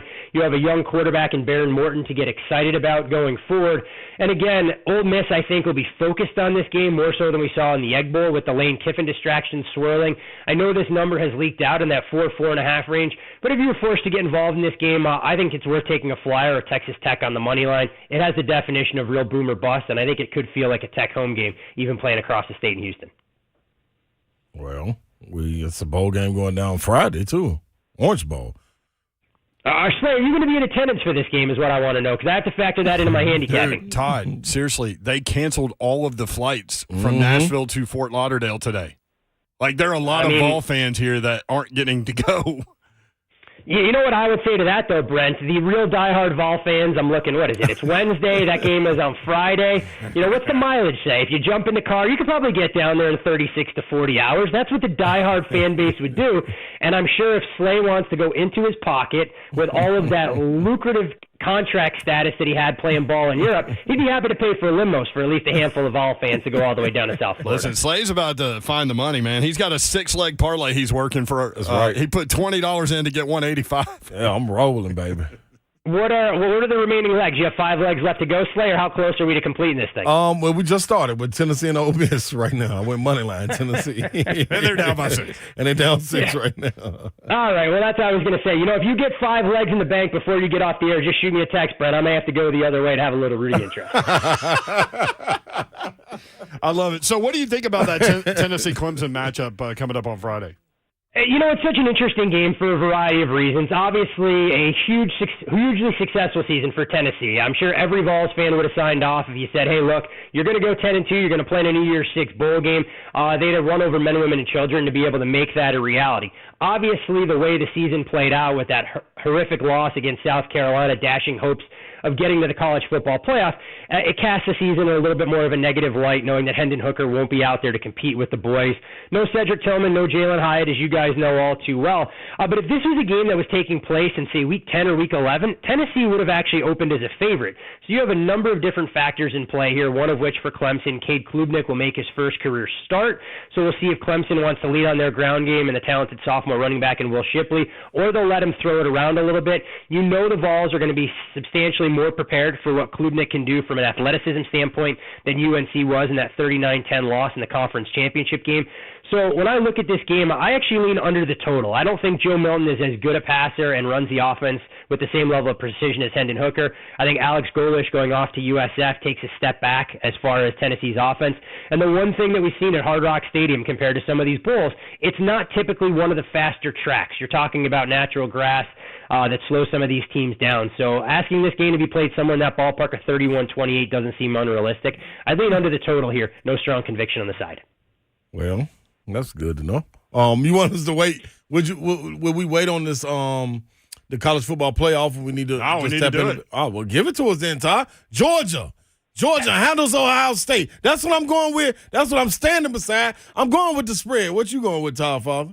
You guys get annoyed and frustrated with me all the time. Here we go. My eyes suggest one thing. My numbers suggest something else. And with Ohio State having the potential to get out to 7, I can't advocate for a bet on Georgia. The problem being is I've seen Ohio State step up in class.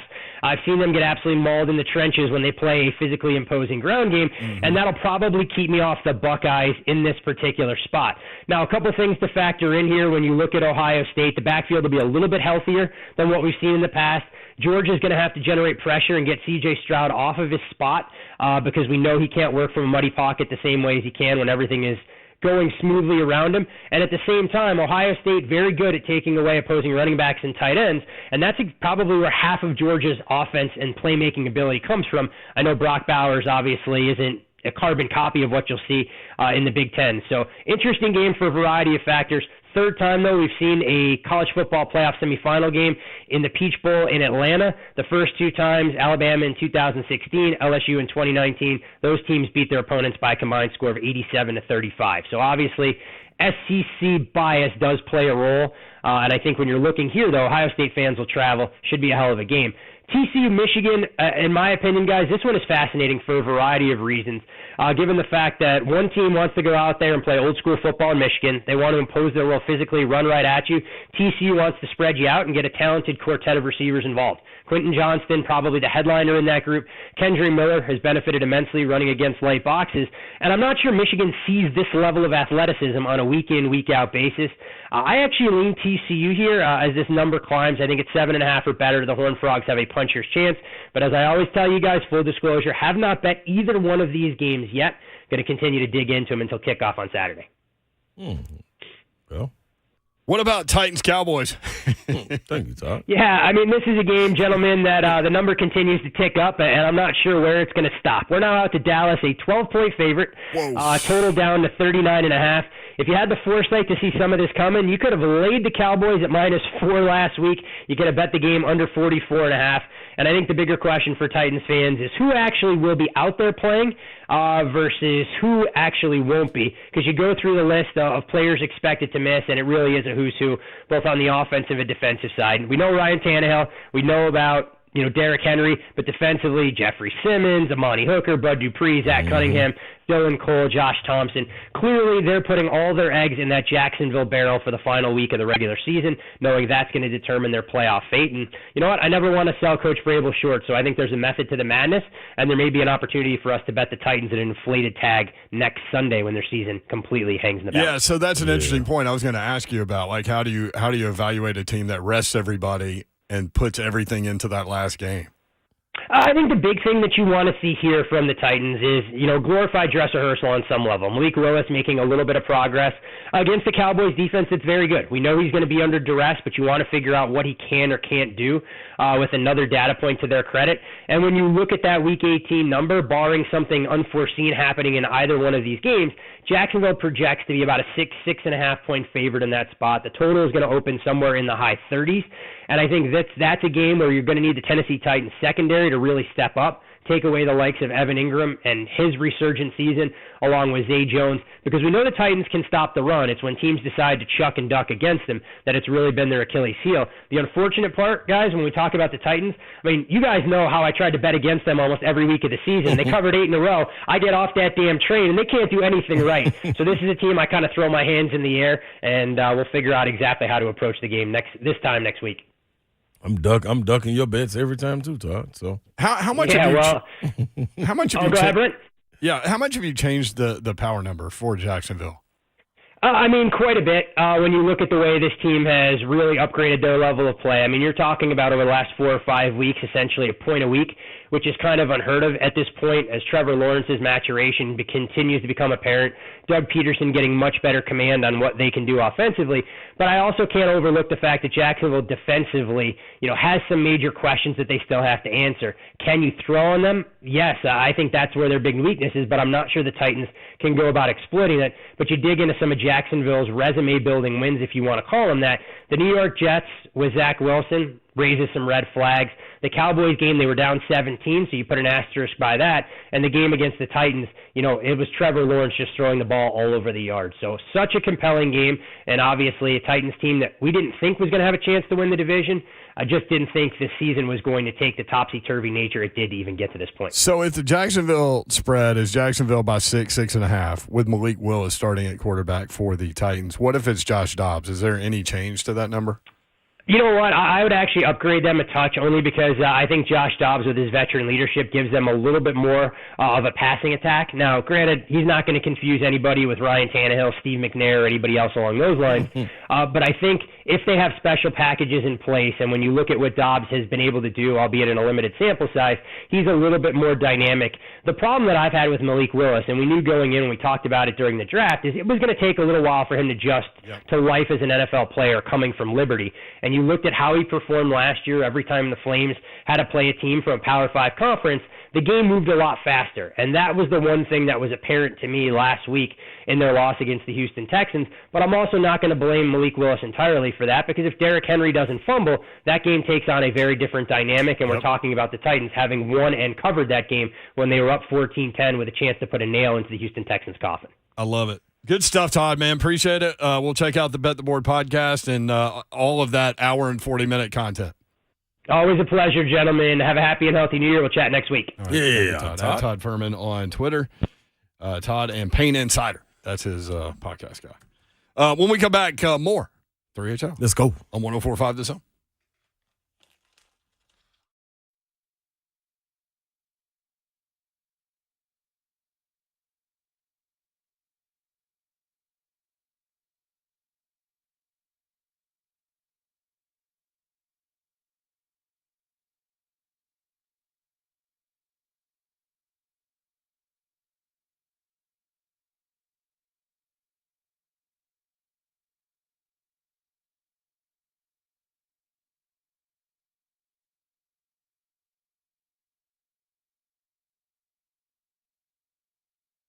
Superbook Sports, man. That's what you need to go download from Nashville to Knoxville, all around the country. Superbook Sports is your place to wager on a little bit of everything sports this season. You can make it happen. What's up, people? Ron Slay here, and you don't need to be at the game to enjoy whatever sport it is that you're checking out. Download the Superbook Sports app and visit superbook.com. Start placing your bets right then and there. Right now, Superbook has lines up on everything. College basketball is jumping off. You may want to dive in on that NBA, and you got bowl games going on. Of course, football. Football is always here. Wager on that and more right now at Superbook Sports, along with football. Superbook Sports wagers on every other major sport, like I told you before. So put Vegas in the palm of your hand and get into action right now with Superbook Sports. Visit superbook.com for terms and conditions. Gambling problem, call 1-800-889-9789. You know the motto. Book it.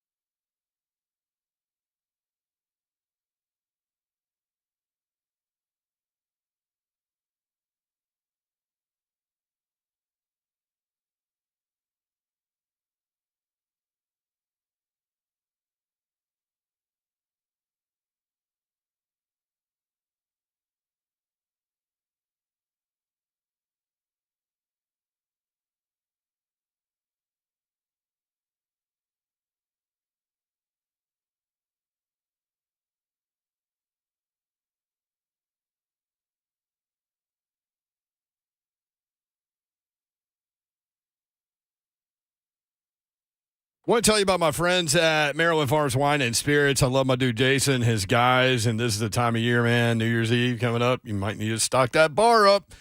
And my friends at Maryland Farms Wine and Spirits are there for you. They've got everything you need, along with the care and expertise to point you in the right direction. They've got expansive bourbon, craft beer, wine selections, also cigars. You need that too to bring in the new year.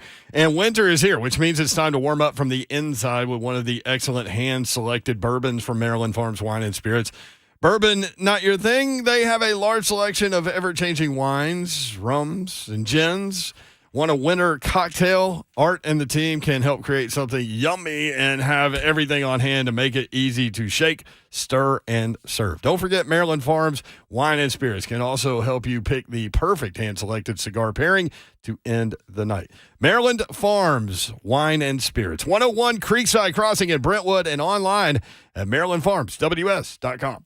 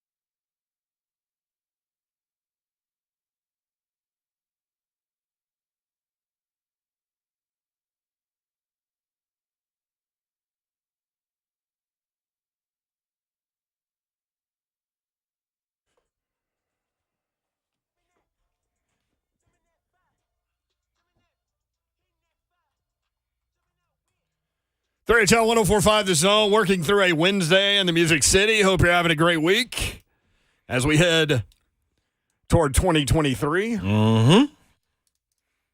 Going on in, baby. Might as well. Slide on. Yes. Why wouldn't we? It's here. Ole Miss leading Tennessee 34-28 at the half. What have you seen? Man, Tennessee, lack of rebounding on offense, giving them second possessions. You got to get the defensive rebound.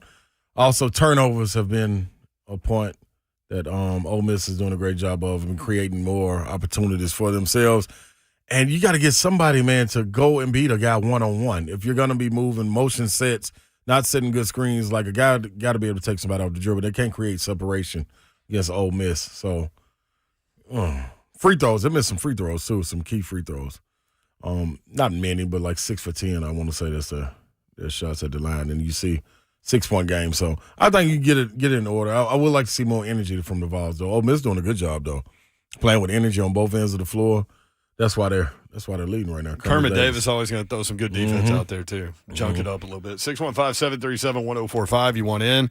One story out there today, Derek Carr has been benched as Las Vegas Raiders quarterback. I would have benched him when he was playing the Cincinnati Bengals in the playoffs on 4th down and goal and doesn't throw it in the end zone. Let me hit my man at the 5 when he's triple covered. And he didn't even do that either. You would have had a problem with that, Euro? I did have a problem with it. Titans wouldn't have played the Bengals. They would have. Goofballs. Get them out of here. Jason in the borough. Jason, what's up, man? First off, go Vols. Got you, Jason. Yes, Jason. And let's go, baby. Also, we're gonna win that. We're gonna win that Clemson game with the running game, I think, for sure. And then I think Milton's going. He's gonna start hitting dimes. He's gonna start getting his passes down. And then also I wanted to say something about the Derek Carr situation. Devontae Adams, he left Packers to come, play with his quarterback. Now what's going to happen to Devontae? I know he ain't going to stay with the Raiders and let Jarrett Stidham throw to him. I don't think that's what he had in mind. I think you're right on that one. What y'all think? What y'all think about that? Appreciate it, man. As far as the running game, I think when that Vols-Clemson matchup, I think that's something you most definitely can lean on, especially if Milton isn't hitting. But I think it's going to come down to a full game like that with time to prepare. You're going to have to hit some receivers. Milton's got to play well. Yeah, you have to. And, I mean, it's something that doesn't get talked about by a national guy. Like, everybody thinks, Tennessee with this high-flying offense and all that stuff. But, I mean, it's really based out of the run game. Mm-hmm. You're absolutely right. Jabari Small, those guys got to get off, man. Here's a good opportunity. Jags coach Doug Peterson. Oh, by the way, Jarrett Stidham will start at quarterback the next 2 weeks for the Raiders. Oh, they benched him for the season? Yep. Get out of here. Done. Dunzo. Derek Carr, done. Now I understand what Jason was talking about. Okay, whoa. Oh, this is going to be interesting. Oh, Devontae Adams, his hamstring might hurt. Might shut it down. Devontae Adams, 88 receptions off 160 targets. He's throwing it to him. 1,290 yards and 12 touchdowns. Derek Carr on the season completed 60.8% of his passes, 3,522 yards, 24 touchdowns, 14 interceptions. And they got some weapons out there. They got, Hunter Renfrow, Devontae Adams. I want to say Amari Cooper. Didn't Amari Cooper go down? Did he go to Cleveland? Cleveland, okay, yeah.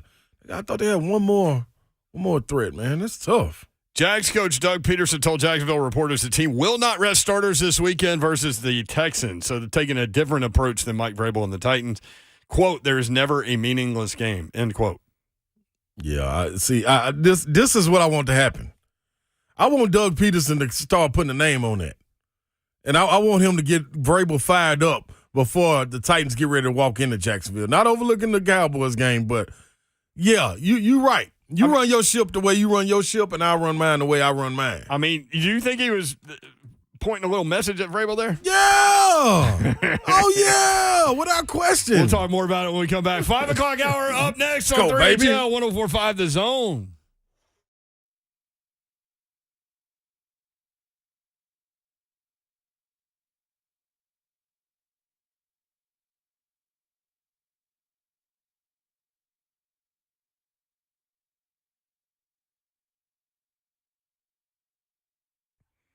What's happening, good people? What's happening, baby? It's Big Slay. And you know what it is. Music City Autoplex. This is where you need to go to. Okay, listen up. You thought Christmas was going to be it? Well, it's not. $500 bonus. Yes, to you. Walk in there right now. Tell them Big Slay sent you, and you can still get $500 cash, cold hard cash in your pocket, or American Express gift card. Either one, regardless, you can spend it anywhere. This is what you do. 615-601-3485. 601-3485. Say Slay sent me. Text that, and that's all you got to do. They'll get back to you. Be prepared to go get the car that you want at Music City Autoplex, 2430 Gallatin Pike North. That's the location, MusicCityAutoplex.com. That is where you go online. But trust and believe. You want $500? This is how you do it. It's the Uncommon dealership, so uncommon things happen. It is Music City Autoplex. Go get your car.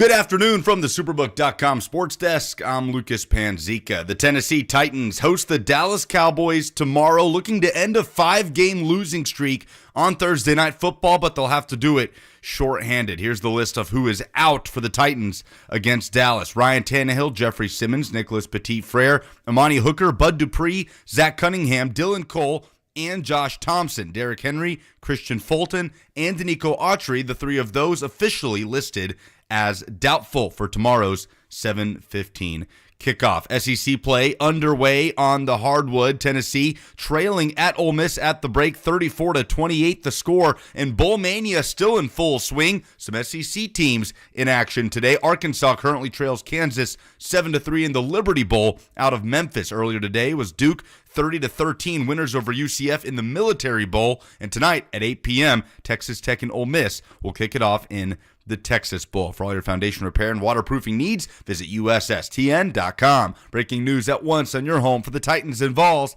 This is 104.5 The Zone.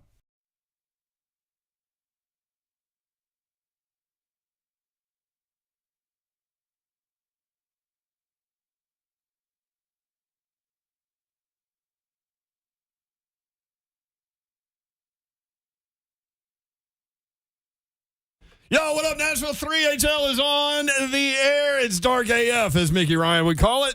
Dark at 5. Sure is. Brent Doherty with you. And there he is wearing his Tennessee gear, Ron Slay. I'm in the building. And from Nashville, Tennessee, at 6'8", at power forward, Ron Slay. Y'all better buckle up, because this car ain't got no roof. That's right, ladies and gentlemen, boys and girls. Good vibes and good attitudes throughout the world. Hello. Hello. That's how we bring you in at 5 o'clock. Hey, man, we appreciate y'all being with us. Most definitely. Fun time of year as we transition from Christmas to New Year's. And hope you guys staying safe out there. That's right. Everybody's just rhyming. You rhyming, I'm rhyming. Listen, we're rhyming and stealing. Stealing money. We're stealing money getting to do this job, man. That's true. Are you kidding me? Mm-hmm. Somebody the other day, who was that? What's his name? I don't know. Norman, maybe? At Buffalo Wild Wings yesterday. He's like, man, I was following your trip on Twitter. So we were trying to get back from the Hawaii Bowl, got trapped in Phoenix, flight canceled. This was Monday. Next flight out was Thursday. So my wife's like, hey, while all these thousands of people are standing here waiting for somebody to tell them what to do, we're renting a car. Let's go. We own it. And so we did. We drove 23 hours, documented on Twitter. Doherty's Across America is the hashtag. And anyway, so 23-hour drive over the course of, we left at Monday at 4:30 in the morning, Phoenix. Got home about, 9:45 a.m. yesterday. And he was like, man, why'd you come in? How much sleep did you get last night? I was like 2 hours. He goes, why'd you come in? I'm like, dude, you know what I do, right? Like I tell jokes into a microphone and hang out with one of my best friends. And have a great time doing it, baby. And get to talk with the 3HL crew, who are all my best friends. Mm-hmm. And that's what we do. So we've got a lot going on. Titans and Cowboys coming up. That line is moving up, baby. Moving and grooving on up. Like George and Wheezy. Moving on up. 12. Cowboys by 12 now. That's a lot. That is a lot. Here's the reason. As Slay pointed out earlier, ruled out for the Titans against the Cowboys. Quarterback Ryan Tannehill. Defensive lineman Jeffrey Simmons. Offensive tackle Nicholas Petit-Frere. Mm-hmm. Safety Amani Hooker. Outside linebacker Bud Dupree. Linebacker Zach Cunningham. Linebacker Dylan Cole. Defensive back Josh Thompson. Also on this injury report listed as doubtful, outside linebacker Danico Autry, cornerback Christian Fulton, running back Derrick Henry. Oh, wow. Oh, So wow. clearly the Titans are coming at this game. That doesn't mean anything in the standings. We know competitive people always want to win. You could put me and Slay in that category. That's too. right. It's a scoreboard up there. Yeah. And there's a scoreboard for what we do too, believe me. Mm-hmm. And we chase it. We chase it. Thanks to your help. But kind of a different mindset here in terms of going after that last game against Jacksonville, because that's the one that matters regardless of who wins and loses. Jacksonville, Houston, Tennessee, and Dallas. It doesn't matter from a standings perspective. Jacksonville, meanwhile, Jags coach Doug Peterson told Jacksonville reporters the team will not rest starters this weekend versus the Texans. Quote, "There's never a meaningless game." End quote. So I'm guessing that's an attempt to kind of set the culture in the locker room. Like, we play win every game, like, all those things. Yeah. Man, I ain't wishing an injury on anybody, but that's risky business playing professional football. Yeah, and it's a little different. It's a little different, especially when you've been through it. And this is a Titans team that's been through it the last 2 years. So I think at some point you may want to switch up what not your philosophy is, but how you adapt to different situations. And I think that's what's going on right here, man. Coach Vrabel and the Titans are adapting to a situation where we need guys healthy. We need to be able to go into Jacksonville and fight with everything we got. If we're able to do that, I think we give ourselves a better chance at winning. So whatever Doug Peterson talking about down there, yeah, that's cool, man. That's how you run your ship. You got a lot of young guys, too. That's another thing. He got a lot of young guys that he has to come in. You got Walker. You got ETN, who missed last year. You got Trevor Lawrence. Like, you got a lot of guys, man, that you got to kind of sculpt and mold into what you want them to be. Up here, the coach is already set. Coach Vrabel and them understand, man, when we get out here, I'm guaranteeing he had to fight them dudes like, hey, y'all got to listen to me on this one. I know y'all want to go out there and play. Listen, I think it's smart. I mean, look, if you can get some guys a little bit more healthy. Just a little bit, just a little bit more healthy by resting them in this game, do it. Yeah. Plus, you've got the long week, too. Exactly. Playing this game on Thursday. Exactly. And in sports, towards the back end of the season, man, a day's rest, a day's rest with treatment and stuff like that, hey, man, it makes a world of difference. So imagine one Thursday, Friday, Saturday, Sunday, 4 extra days. Goodness gracious, boy, it does a body wonders, I promise you. So, yeah, this is I love what he's doing. Shoot, I was calling for this 5 weeks ago. I was begging for him to sit some people down. So I'm all for this, man. You know, a couple things, too, that are interesting from a betting perspective, even if you maybe don't do that. But I do think it's interesting to kind of pay attention at how those guys watch games and evaluate things. But Vegas guys, they don't care week to week necessarily. So when we had Todd Fuhrman on earlier, he's already looking at the Jacksonville game. Jacksonville by 6.5 with Malik Willis at quarterback. Notice he said an upgrade for the Titans if they play Josh Dobbs. Yeah. I thought that was really interesting. That's key. The other part of that is they really don't care based on like 6 losses in a row. Like to those guys that are looking at analytics and everything, like 6 games doesn't have anything to do with the 7th necessarily. Now, there are trends that are set and things like that, but there are so many variables with injuries and who's playing and all those things that they don't pay as much attention to like a 6-game losing streak as we would as a fan. Yeah, I think you're spot on. And then from the player's perspective and point of view of it, I think it's the same thing. People worried like, I saw in the chat, how can you get them ready if they lost 6 games in a row? Man, listen, this is a veteran group. This is a group that understands what's at stake also. And what's been the knock on this team moving forward? Yes, the turnovers and things of that nature, but more so than anything is health. That's the biggest knock. Like, give me a healthy team and let me go to war with them. And I think, man, they come out on top. I'm going to be honest. You go out there and play Titans football. Don't turn it over. Regardless, without Tannehill, give me the key guys healthy and that O-line play the way they're supposed to. My money will be on the Titans come 615-737-1045, 615-737-1045 because Week 18 is gonna. I mean, that's it. That's it. And we talked about it yesterday. Like I've got friends that are Jags fans that think this would be the most Jag thing to ever do, to get hot at the end of the season, quarterback playing on fire, welcoming himself to the league as a potential star player. Yeah, they get to the last week and then lose to their hated rival, the Titans, who have lost 6 in a row. No question, y'all. That's like the most Jag thing to do ever. Man, last week Mike Keefe came on and said the exact same thing. He was like, hey, man, Now, be careful. This is a Houston team that may have it packed in, but would love nothing more than to go to Nashville and beat the Titans and help spoil part of their season. And I think you saw it on social media. Houston was like shaking hands and saying, "You're welcome to and they added Jacksonville. So, I mean, yeah. And you think something else? The Titans would love to go to Jacksonville.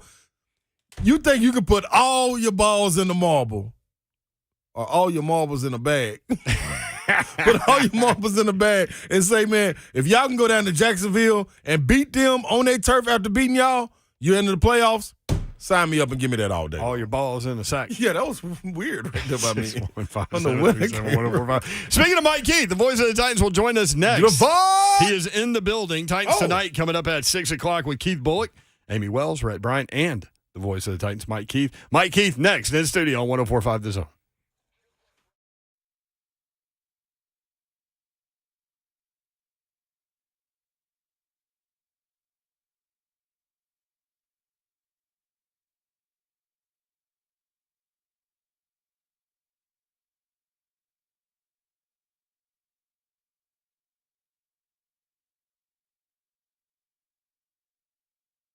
You know what I like to do? I like to tell my friends where they should go. Because, you know, when you have friends, you tell them where to go for loans. I'm telling all of my friends to go to Loan Pronto, especially if you want to participate in their Express Equity Line of Credit program they got going on. If you need cash for the holidays, you want to pay off credit card debt, keep your low mortgage rate, still get cash out. That is right. You don't have to do a full home refi and change your mortgage rate. You can just utilize a small portion of the equity you have, enjoy that super low rate, and rock on thanks to Loan Pronto. Express Equity Credit Line closes in 7 to 10 days. $50,000 loan will only cost you around $300 a month. How about that? Even if you did a total refi recently or you just bought your house, you can still tap your equity with this fast, easy program. Do it now before the holidays. Loan Pronto, 615-499-5780. LoanPronto.com. That's 615-499-5780. Equal housing lender, NMLS 1661781, subject to lender approval.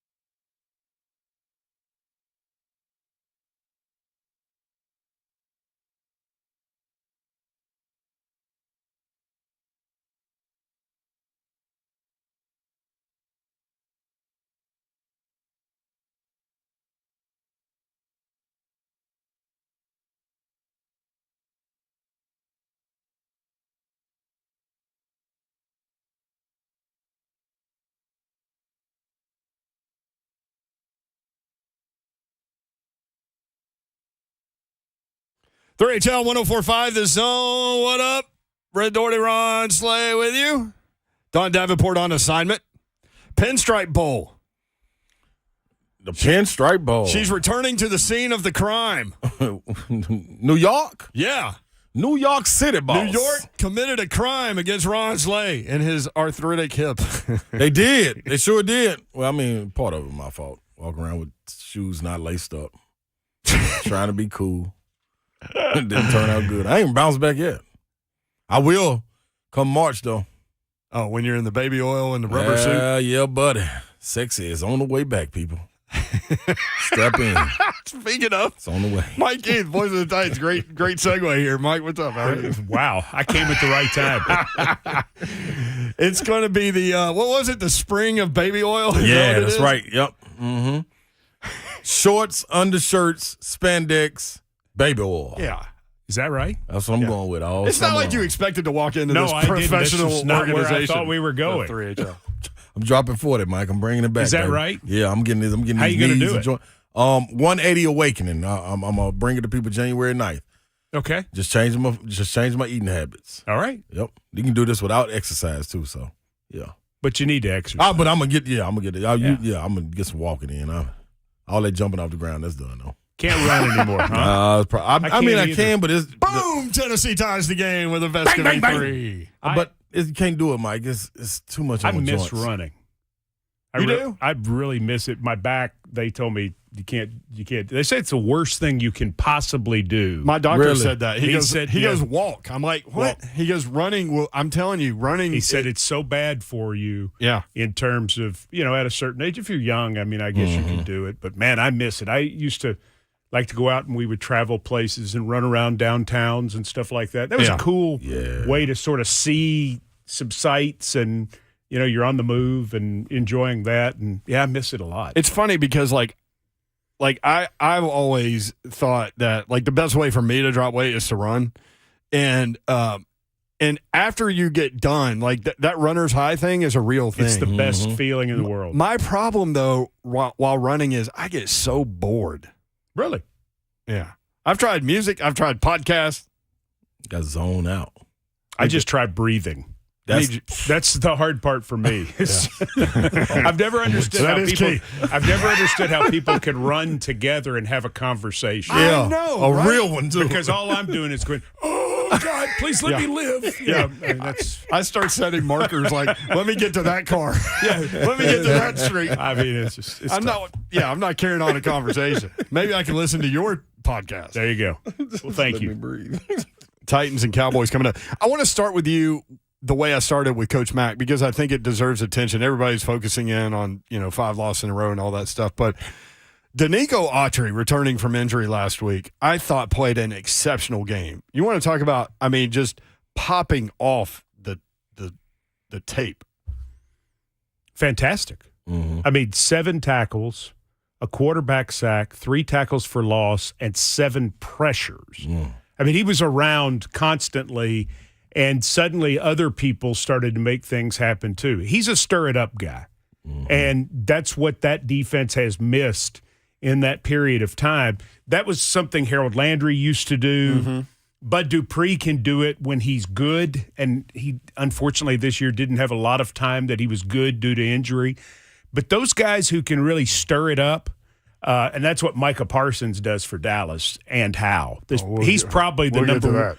Yeah, he's probably the number one stir-it-up guy in the NFL. But it doesn't matter the size or the position or whatever. If you've got somebody who just makes things happen, it changes the whole nuance of the defense in terms of being defensive, and now we're attacking. And that's the Titans have been playing defensive defense because they just haven't been able to get the pressure without Danico. Well, and he's one of those guys that changes what you do conceptually, right? And other guys also feed off of him. Oh, absolutely. And then Big Jeff's suddenly not getting triple teamed and things like that. But I think it goes beyond that too. I think he's just one of those guys that has a place in that locker room where people just feel better mentally and from a confidence standpoint with him on the field. You like being on his team. Yeah. And it's funny, I had a conversation with DeMarcus Walker for something that we're doing next week, and he talked about what Danico means to him football-wise, because Danico has such an excellent understanding of how he can impact the game. Get my hand up in the pass lane, take the inside angle and open it up for Jeff in a different way. He's a really savvy football player, which is what it took for him to make it in this league. People forget he was an undrafted. Yeah. I mean, he was nobody. And now he's 33 years old with an outstanding career, and he can still bring it. He can. I mean, he may set his career high in sacks this year, even though he's missed time and has not been 100% for a great deal of the season. I would love for him to miss time on Thursday. He's listed as doubtful and just, bring it on that last game. Well, that would make sense because, he's not 100%. And for him at his age to try to come back and play based on the fact that you're playing 2 days sooner than you normally would, I don't even know if that would be smart in a normal situation at his age and with what he's dealing with. Remember, when he went down with the knee injury, we thought he was gone for the year. Everybody was like, this doesn't look good. It doesn't sound good. And then the reports came back. It's not as bad as we think. But this is a player who's certainly not 100%. Yeah, his career high in sacks for a season is 9. He's at 8. Yeah. Well, and he's played 11 games. And he didn't play in the first game against Jacksonville. Think about that. 8 sacks in 11 games. He didn't play in the first game against Jacksonville. Wow. So Trevor Lawrence didn't have to deal with him the first time around. True. That's true. Let me ask you this, Mike. Looking at a situation, now I was speaking on we had people in the chat and chiming in, and they were saying, like, how do you get guys ramped back up after if they were to lose 6 in a row? And I look back on what you told me last week when you were on with us, where we not necessarily overlooking Houston, but like, man, we can go out here and win this game. They haven't been winning. They're 1-12-1. Right. And you corrected me quickly and said, well, you got to remember, Houston would love nothing more than to go up to Tennessee and play spoiler. And I told Yor, we saw it on social media. Houston tweeted out immediately, "You're welcome, Jacksonville." Right. So they're looking to do that. So and to on the backside of that, when the Titans get the opportunity to go play spoiler to Jacksonville, regardless if you miss games, if you sit out this week against the Cowboys, you don't have to get ramped back up for a division win and all the marbles in one bag and you say, here it is. You can go to the playoffs if you win this game. This is a veteran group. This isn't guys that already made trips for Cancun and things of that nature. They know what's at stake. Sure they do. You don't have to ramp them back up. No, and you're going to see some of that benefit, I believe, tomorrow night. Because in watching them bounce around in practice, what we've seen is that they're ready to play. They're excited to play again, and it's because they have that carrot out there. Yeah. They have the carrot of knowing that the last game matters. They're not doing the death march to the end. What they're doing, well, and we've seen it. I mean, I've been around teams, unfortunately, that know that it's way over. We're just trying to get there. And they've got the surfboard on top of the car, and the car's running. And, I mean, that's a real thing. But in this case, these guys are fired up to go play. They're excited about the opportunity tomorrow night. We're obviously going to see some guys get more opportunity than what they have in the past. Right. And they understand that they're on, national, I guess I can't call it national TV. They're on national streaming, and that's not the right way to say it. But anyway, how do you say it? What would you say? It's being streamed worldwide, I guess, is probably right. On the interweb. But the whole thing is they want to go play. Yeah. And they're buying into the get better. And listen, it's going to be really tough. If the Titans had the team they had at the first week of the season, this game would be tough. Yeah. Dallas is really good. If I were to be out until February 13th and I woke up and you told me that Dallas won Super Bowl 57, I wouldn't be surprised at all. I mean, they're loaded and they're playing well. And so you could have everybody and play great and still maybe not beat this team. Yeah. So the challenge is the challenge. I mean, you just understand that you've got to go get them. The big thing for the Titans is to play a clean game. Yes. If they go play clean and give themselves a chance, there's certainly some things that they could do to be in this ball game. If they turn the ball over 4 times or they miss a line or they commit penalties pre-snap, they're not going to have a shot. Totally agree. Mike Keith, voice of the Titans, with us on 3HL. And Dallas needs it, so they're going to go after it. They're 2 games out with 2 to go. Well, but they win the division if they win their last 2 and Philly loses their last 2. That's what I'm saying. So they've got to go get it. I mean, you look at Dallas's injury report compared to the Titans' injury report, and you understand the difference because they've got to have it. And they've got to keep the pressure on Philly to be in that situation where Philly says, okay, we may not have Jalen Hurts. We got to keep the hammer down. Right. Philly's got some challenges certainly out there. We'll see, but this is where Dallas is at this minute. For those of you just tuning in and maybe you haven't seen the injury report, the following players are out, as we were kind of alluding to some of these guys. Quarterback Ryan Tannehill, defensive lineman Jeffrey Simmons, offensive tackle Nicholas Petit-Frere, safety Amani Hooker, outside linebacker Bud Dupree, linebacker Zach Cunningham, linebacker Dylan Cole, defensive back Josh Thompson, listed as doubtful, outside linebacker Danico Autry, cornerback Christian Fulton, running back Derrick Henry. Do you like this path of giving these guys some extra time? You mentioned the short week part of this, which I think is an interesting point. I had been thinking about the next week with the long week. You could potentially play Jacksonville on Saturday, I guess. We don't know yet. But do you like this path as opposed to Doug Peterson saying we're not resting any starters this weekend? Well, they're in a different place injury-wise. They have, for the majority of the season and maybe even until now, lost the fewest amount of starts of any team in the NFL. So, you have the luxury of being able to say, let's go get it, because you have depth. And if he decides to pull these guys at different points. Right, which is another thing. Well, which he may do. Yeah. Then that's certainly understandable. The issue with it going in is that you only get 48 guys. So let's say that you start the game and you have 48 guys and you have Derrick Henry or Jeff Simmons or whoever. Well, they play one series and then you say, well, I'm going to take them out. Well, then who plays? Yeah. You've got to have You've got to have the 40 because that's a great point. Because you're playing to win. Right. You're going after it. You want to go win this ball game. You are not conceding anything. But if you do the other, if you keep a lot of guys up and you dress them out in warm-ups and then they don't play and then you try to play the game with 35 guys, then you have no chance. So what they've done is they've said, okay, for the ones who – Danico's situation, he's doubtful. But again, he's coming off a game where he played for the first time in a month and he would go back out there at age 33 in 5 days, not 100%. Well, that doesn't make a ton of sense right now because let's face it, the whole goal of this thing is to win your division. The whole goal of this thing can't do it Thursday. You can't. It'd be great. It'd be great to win. It would add some momentum. It would give positive energy.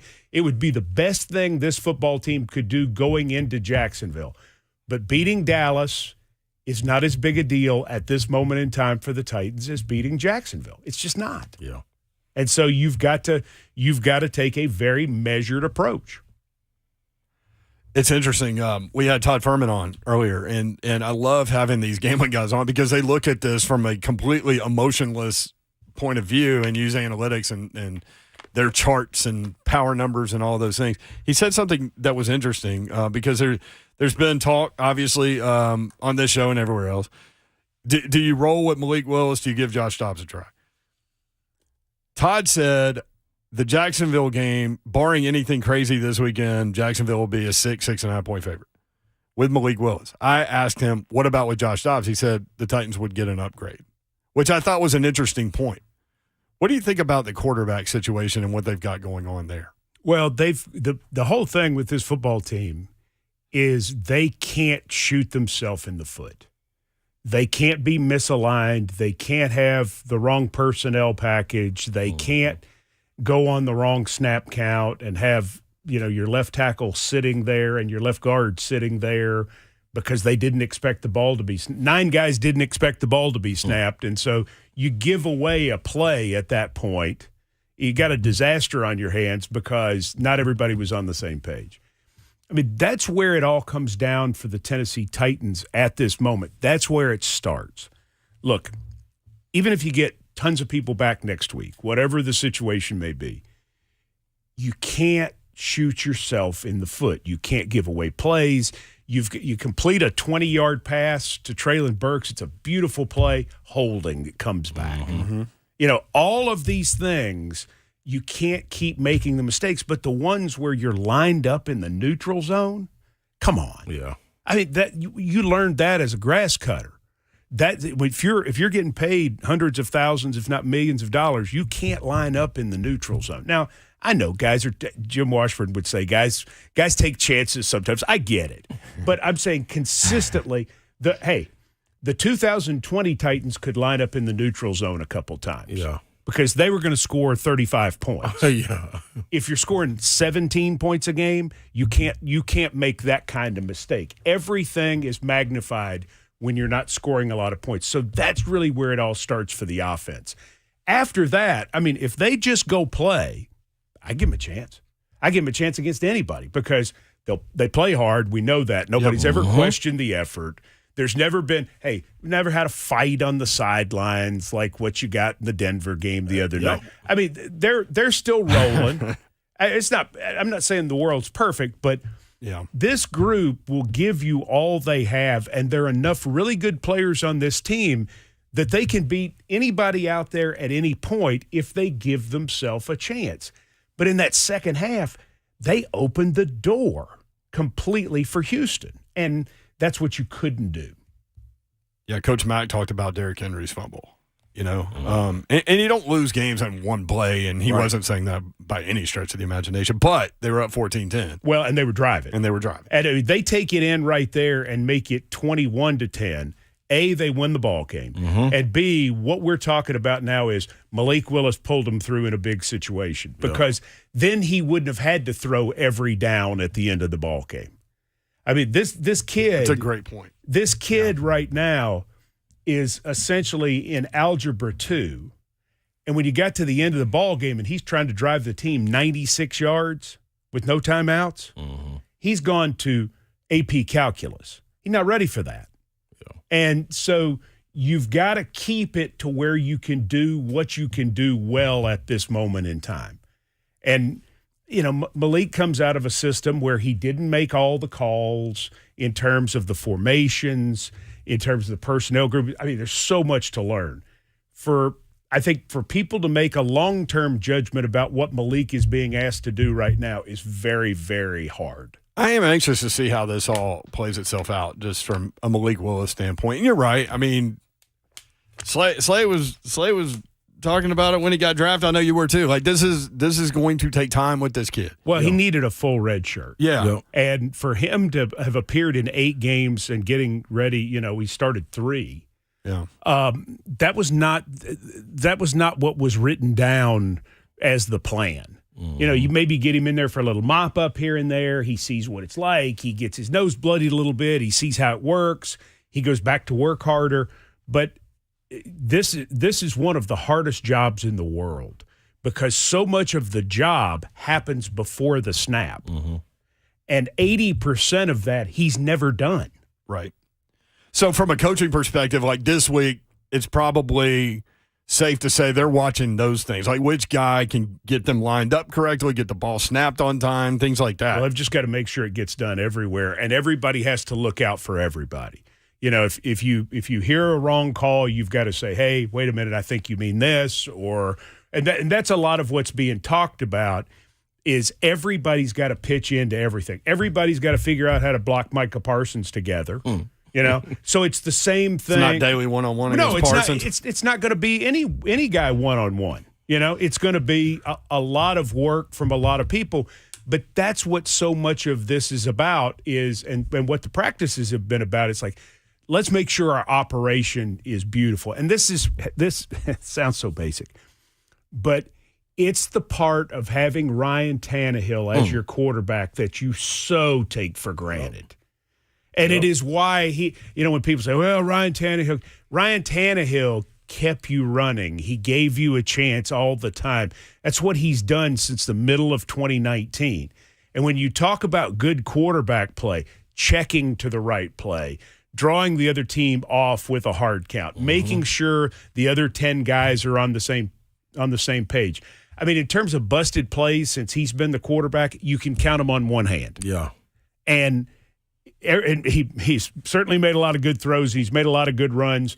But how he operates, the efficiency with which he runs that operation has been something that people took for granted. They obviously didn't remember the early Jake Locker days, the early Mariota days, the Mettenberger days, all of these things where when these young guys have to come in and play, you have these built-in problems because what they're being asked to do in high school and college, I mean, they're flashing the big signs with, Chuck E. Cheese and Abe Vigoda and the members of Starland Vocal Band. My goodness. But everybody gets their keys for those signs they're flashing. Yeah. That's so people can go fast. Yep. Yeah. So it's they're not those decisions anymore. And those guys, I mean, to use a baseball term, as a catcher, they've never called pitches. So they don't have any idea how to do any of that. Those are the things that can't just happen in 2 weeks.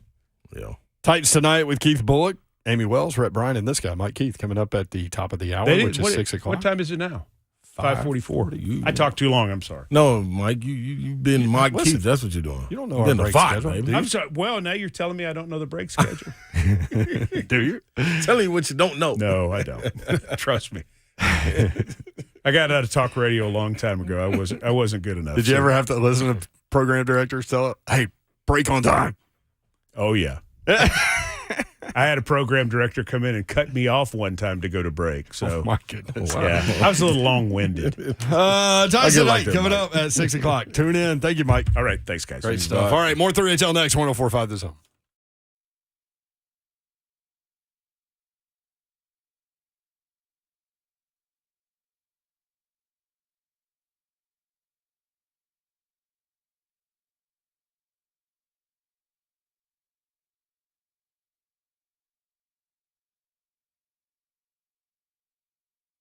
Gupton Dodge Chrysler Jeep Ram. That's where you need to go to get that next new vehicle. Head into the new year with a new ride. Car, truck, SUV, Jeep, whatever you need. Maybe a Sprinter van if you want to drive across the country. It'd probably be better to do in a Sprinter van. But anyway, they've got you covered at Gupton Dodge Chrysler Jeep Ram. 3450 Tom Austin Highway in beautiful Springfield, Tennessee, about 30 minutes from downtown Nashville. Best vehicle buying experience you will ever have. I've bought multiple vehicles from these guys. They are awesome people.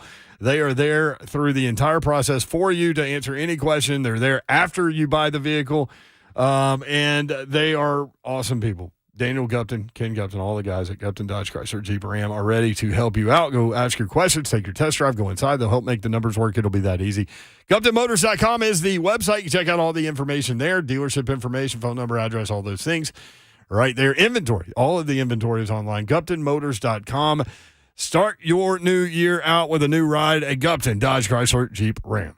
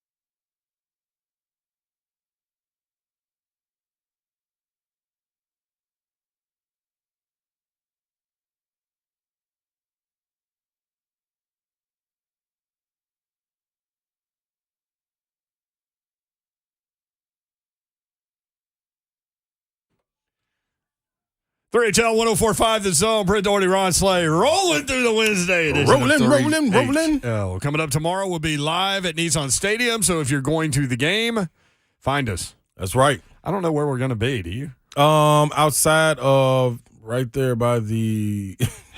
It's Titans, over by, that big tree that's over in the corner. It's a building. Yeah. We're in front of a building. Yeah, it's called a football stadium. Yeah, that's it. That's what they call it. And then at 5, you're going over to the Bridge building. That's right, man. Titans VIP Titans tailgate experience is taking place. Get on Bullseye Event Group to go get your tickets. You don't want to miss this one, man. We're going all the way up.